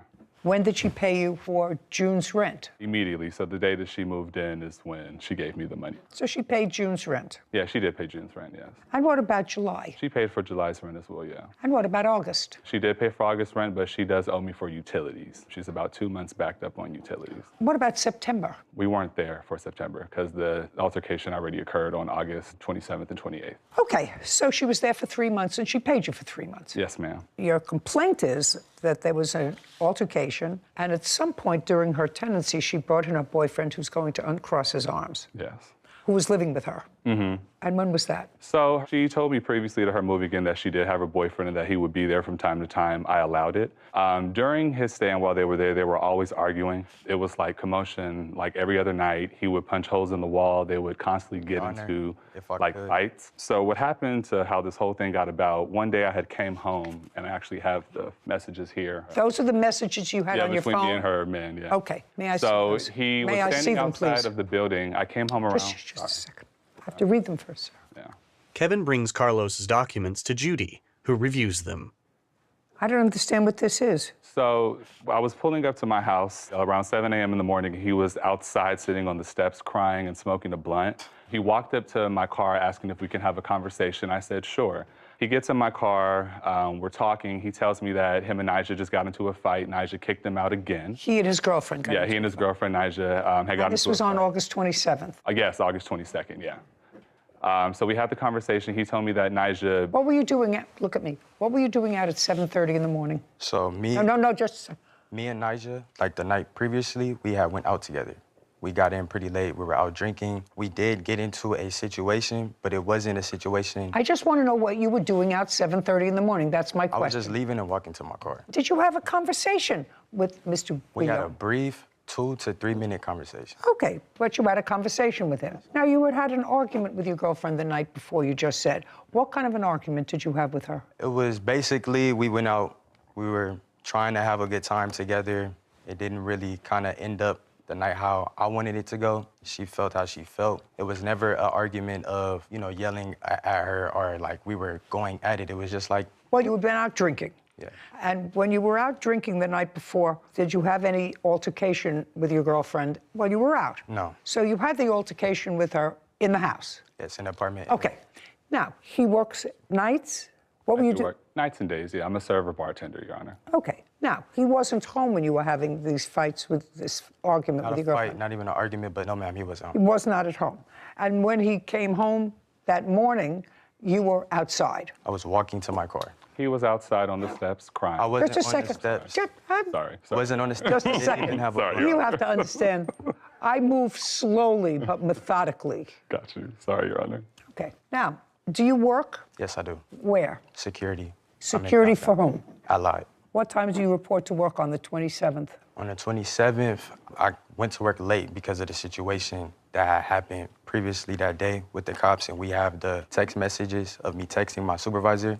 What situation previously that day He wasn't home. So what situation previously that day? What happened previously that day was that Previously what day? earlier during the day, he had... That was 7:30 in the morning. You hadn't seen him. I'm having It wasn't the 27th. That wasn't the 27th when that happened. On We the had the 22nd. conversation on the 26th. Early coming back, it was 7 that day because we had got into it. I didn't see her at all after me and her had our little falling out. I'm walking to my car. We have the conversation. I go home. You went home for what? He said that I was living with her. I was never living with her. You were. You went home for what at 7:30 in the morning? What did you go home for? To sleep. To sleep. So what you're saying is it wasn't on the 27th, it was the 26th. This altercation that happened with me on the steps, it either was the 26th or the 25th, but this happened way prior before the day on the 27th. The 27th is the day where the first police incident happened, where there was the actual dispute over him and her. He said that she didn't pay the first month's rent, which we have in the police report. Okay, I've already determined all the rent was paid. Right, but he has the dates wrong because the 27th is not the day that we got into the altercation. What was the date? It was the 22nd. It was the 22nd. 22nd of August, 2022. Yeah. And I'm off Mondays and Tuesdays, so I was off. I went home to sleep after I left the apartment. So on the 22nd, Your Honor. On the 22? Yeah, on the 22, which is a Monday morning at 7:30, I pulled into my garage. He was outside crying. So it wasn't on the 27th? No, it was on the 22nd, yeah. 22nd in the morning, yes, ma'am. It was 7:30 in the morning. He's sitting there crying. I come in. He asks, can he come in my car to talk to me? We talk. He tells me that him and Nija got into another altercation. She hits him. He stops her from doing what she wants to do. He said that Nija expressed that she's talking to other people and that she just wants him to leave her alone. He then asks me, do I know about her dealing with any men or anything? I tell him I've only seen her with one guy. It was some light-skinned dude who she went to the bowling alley with. But other than that, I didn't see anything. I told him, with me being 25 and him being 20, I said, you're a young man. You have your own car, you got a place, you're doing stuff. You should be living life. You shouldn't be, getting beat or dealing with all this stuff. Just be young and live your life, That's when he then... Okay. Yeah. Did you have that sort of a conversation with him? Not at all. Okay, tell me what... The conversation was 2 to 3 minutes. I never entered his car. I was walking out. No, tell me what you said to him. I told him that me and her got into it. You might not see me around here. I don't know what the situation is. And he did tell me, focus on yourself. Y'all will be good. Okay, so it's pretty much, so whatever. That was a discussion. You had a fight with her on the 22nd, and there was registering some complaint. Mm-hmm. Sir, if you say you might not see me around here, we had an argument, it was registering some sort of a complaint. Yeah. You didn't leave there happy on the 22nd. Yes, sure. Is this... Right? You didn't leave there happy. I never was upset, like how he's trying to make it seem. We didn't have this conversation of me being beat on or me crying. You didn't leave... Mr. Jim, you didn't leave there happy that morning. Yes. Is that right? That's correct. You had an altercation with her the night before or earlier, and you stopped and had a brief conversation with him. I don't have to get into the nuances of it. You weren't happy. Mm-hmm. Okay, that's the 27th, and you say you told him you're a young guy. You don't have to... live your life, yeah. Live your life. And then he thanks me in those messages that I gave you right Okay. Caption, coming up. Would you tell me what you know with regard to the vandalism? Once I opened the door, I seen shattered glass all over the floor. His room was completely vandalized. There was a knife in the wall. Can you explain these photographs to me? I can't explain the photographs. I didn't do it.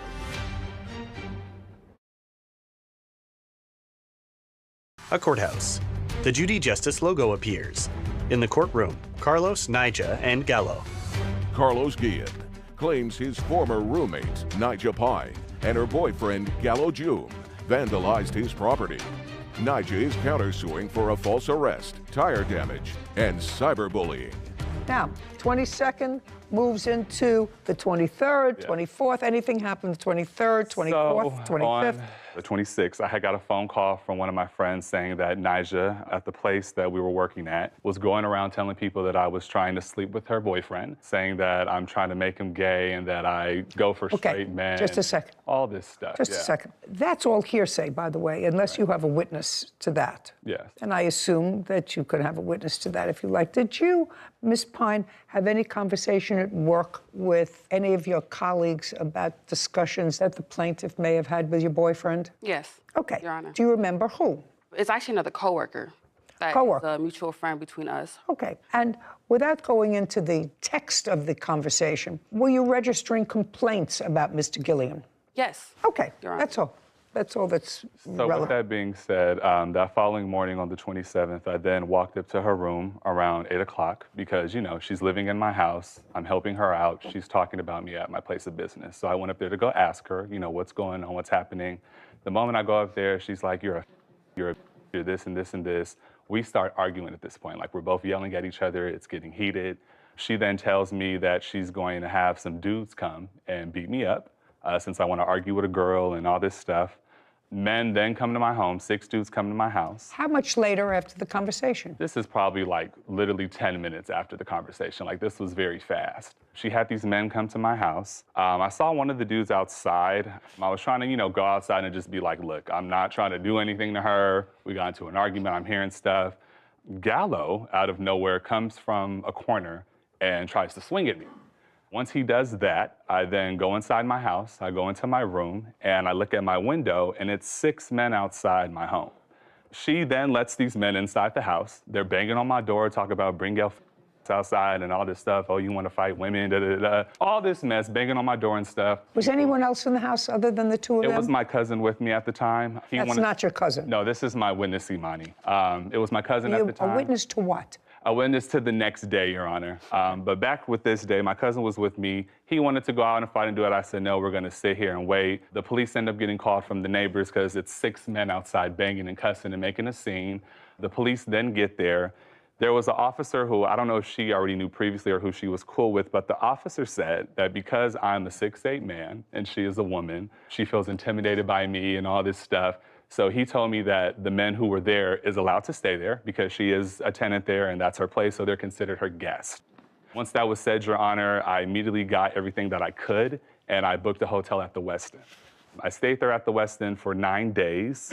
That day, she was going around on social media saying that I was scary and that I ran in my room and that I called the cops, just basically talking smack about me on the gram. Hold on, Your Honor, I'm trying to find it. If I may interject, if I may. Not yet. All right.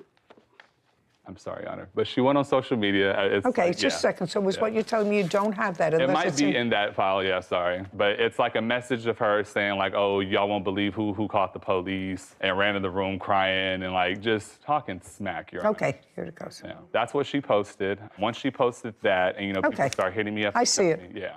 Once she started posting that, people started hitting me up. They're like, what's going on, and this and this. So I then went on Instagram and I had made a comment. I called her for short, stands for because she was going around saying that I was dirty. She went around telling me that I was dirty, so I just let it be known on social media that the only thing dirty was her. You know, since she was talking about me on the gram, I decided to, you know, react. The truth of the matter is, although it's not pleasant, that's what people do on the internet. Yeah. And I was just matching energy, you know? Yeah. Got it. Let's get to your lawsuit, sir. So far, she's lived there 3 months and she's paid 3 months' rent. Mm-hmm. Okay. Your claim is that during the time that you were in the hotel, when you were out of the apartment, there was damage done to the property. Right. Do you have photographs of the damage that was done to the apartment while you were out of the hotel? Yes, ma'am. May I see it, please? Here you go. Carlos hands photos to Kevin, who brings them to Judy. She reviews images of vandalized rooms. Where did you go when you finally left the plaintiff's house? After I got my U-Haul, he dropped me off to my uncle's house. And I stayed On what date? So I went there the night of the 27th, August 27th, 2022, and I came back the next day on the 28th to get my things. Okay, so he left on the 27th, you left on the 27th after he did? Yes, ma'am. Did you leave as well with your girlfriend? Correct. Where did you go? I went to my grandfather's house where I was staying And how long have you been staying with your grandfather? all my life Where do you live now? with my grandfather. And where do you live? With my uncle. When you finally got back into your house, Mr. Gilliam, this is the way you found it. Yes. On what date did you come back? Did you find it this condition? That was August 28th, Your Honor. August 28th? Yes, ma'am. Okay. I had woke up to a whole bunch of phone calls from my witness, Imani, and a family member saying that they were there, they No, saw don't- the place. if- You want to stand up? Yeah. Imani rises. Would you tell me what you know about what happened on the 27th/28th of August with regard to the vandalism? I wasn't there the 27th, but we had a conversation that led to me coming to the apartment. So I came to the townhouse, retrieved the key to get inside of the house. Once I opened the door, I seen shattered glass all over the floor. His room was completely vandalized. There was a knife in the wall, but this was all like downstairs. Once I realized— I'm going to show you these photographs, and I'm going to ask you if these photographs are a true and accurate representation of what you saw when you walked in on the 28th. Kevin brings the photos to Imani, who reviews them. Yes. May I have them back, please, Kevin? Kevin returns the photos to Judy. Have you been to Mr. Gleeland's house before? Yes. Was it always in good order? Yes. He's a clean freak. You moved out on the 28th for how long? I moved out on the 28th. I didn't come Permanently? back after that, yes. Permanently? Yes, Your Honor. Have you seen these photographs? Yes, I did, actually. His family member sent them to me. Okay. Can you explain these photographs to me? I can't explain the photographs. I didn't do it. Okay. Fine. I wasn't there, actually, and I have proof I wasn't. That's a lie, Your Honor. Just a second. Yeah, okay. Just a second. It's crazy. She may not have personally done it. The question is, he certainly didn't do damage to his own property. Oh. There is no, well, if you have proof that he did damage to his own property, then I'd certainly like to see it. Caption, coming up. I do have proof I was not there, and I don't care whether you were not there or not. Okay. He can't show me he wasn't there, and your brother is not here, and he can't show me he wasn't there. So I have to decide if it was a stranger, the plaintiff, or this side, maybe not you, but someone acting on your behalf. Carlos smirks. A courthouse. The Judy Justice logo appears. In the courtroom, Carlos, Imani, Nija, and Gallo. Carlos Guillen is accusing his former roommate, Nija Pine, and her boyfriend, Gallo June, of destroying his property. Nija claims Carlos had her falsely arrested and damaged her tires. Right now I have damage. What I would like to say— No, I don't want you to say anything. I want you to tell me what proof you had that he damaged his property. I would like to restate, I have proof that he did not care about the apartment, that when I moved in, it was in horrible condition, actually, and he's not a clean freak, and I wasn't there to vandalize the apartment at all. Oh, just a second. I just asked you a question. Can't you give me an answer? It's a simple answer. You said to me, I have proof that he vandalized his property. Is that what you said? Well, I have, Your Honor, if I may. Just a second, I want to make sure that that's what you said. I have proof that he vandalized his property. His property was vandalized when I moved in, is what I'm saying. Oh, no, madam. And I did— Oh, just a second. She says, I have proof, Your Honor, he damaged his own property. Okay, so all I want you to do is show me proof that he damaged his own property. Okay, so I do not have video proof of him doing it, but based on my countersuit and the fact that I was falsely arrested and the harassment, the lies, even the online post that I haven't been able to show you yet, that he is framing me and that he did vandalize his own apartment, he didn't care about it. Just a second. I'm willing to look at proof of any proof that you have that he vandalized his own apartment. So around the time— Not so around, just show me. Okay, sure. Nija with documents. So what I have in my hand here, Your Honor, if I may, Kevin, is this proof that before I moved in, the apartment was not well taken care of. And like I said, I don't have proof that he went in and did it himself, but I do have proof that the apartment was never cared about to begin with. And after he actually moved all his things out, which he claimed and stated on social media, he took all his valuables. You can take these back. This is not what I'm talking about, madam. That's a dirty bathroom that you showed me. This is vandalism. I didn't do There is no question in my mind that this is vandalism. This isn't dirty house. It's disgusting. Somebody took powder and liquid. This isn't just sloppy and messy. This is clearly vandalism. So is that all the proof that you have? You said, I have proof that he vandalized his own property. I'm waiting to see that proof because otherwise there are certain things that ring true. Well, do you have as far any? as that goes, I would like to recant that because I don't have proof that he did it, but I do have proof that I'm being framed, yes. You have to understand, Ms. Pine, there are two things. Either he vandalized his own property, which I find is unreasonable because he would have to live with all this filth that's in his bed. Well, he had to, he I'm didn't have to speaking. live with me. I'm speaking. I would have to find that he took a knife to his own sofa and destroyed the cushions to his own sofa. And quite frankly, I don't know this gentleman well, but he does not appear to be psychotic. Now, I don't say that he may not be a truth teller all the time, but he doesn't appear to be psychotic.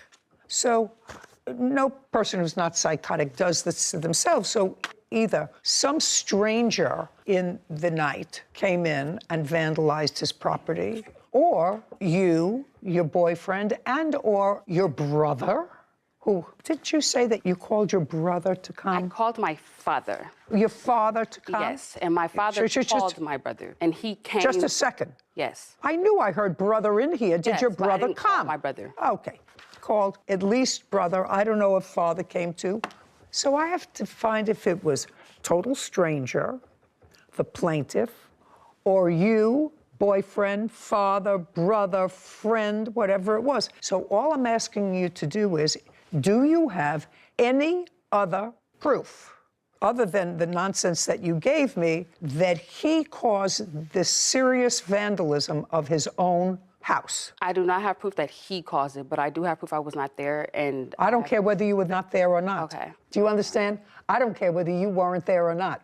He can't show me he wasn't there, and your brother is not here, and he can't show me he wasn't there, and your father is not here, and he can't show me that he wasn't there. Do you understand? So I have to decide if it was a stranger, the plaintiff, or this side, maybe not you, but someone acting on your behalf.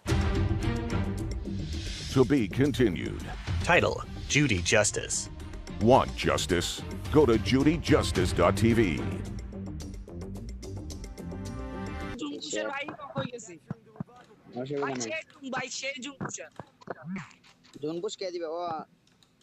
আরে ভাই আমি যে তোমাদের উঠাবো আমি যদি মরে যাই এখন এই জুন পোষার তো এক নাম্বার আনে গোস্ট গোট জি জি না মুকুল ভাই এই জুন পোষার ভাই তুমি গাড়ি খুঁজবা তুমি কি এটা কি করতেছো আরে ভাই ওই যে গাড়ি কিনো না আচ্ছা ভাই বাইরে লাগবে মুকুল বাইরে লাগবে তবে একসাথে থাকো গাড়ি নাও এখানে গাড়ি আছে গাড়ি আছে হ্যাঁ আমি জোন পুষার হইছি না এক নাম্বার আচ্ছা আচ্ছা ঠিক আছে ক্যারেক্টার লাগে ভাই ক্যারেক্টার ছাড়া হয় না ও আমার তো ক্যারেক্টার নেওয়া নাই ভাই আপনি পিসি প্ল্যান আপনি খালি রাত খেলবেন ভাই স্নাইপার পেলে আমাকে দিন ভাই দেন না ভাই পিসি আচ্ছা যে স্নাইপার পেলে আমাকে দিন স্নাইপার হ্যাঁ স্নাইপার আসো স্নাইপার নিয়ে যাও হ্যাঁ আছে আপনার না আছে এখানে আসতে পারবা হ্যাঁ আমি আসবো যত দূরে থাকি আসবো স্নাইপার আমার প্রিয় আচ্ছা আমি স্নাইপার খুঁজতেছি এখানে থামো ভাই কিভাবে তুমি স্নাইপার চালাবে কি বলো তো কাস্টম আপনারা কেউই পারবেন না তিনজনের একাই ঘোরাই স্নাইপার দিয়া ওরা অলগান আমি ডাবল স্নাইপার মোবাইল প্লেয়ার তুমি কি স্নাইপার প্লেয়ার তুমি হ্যাঁ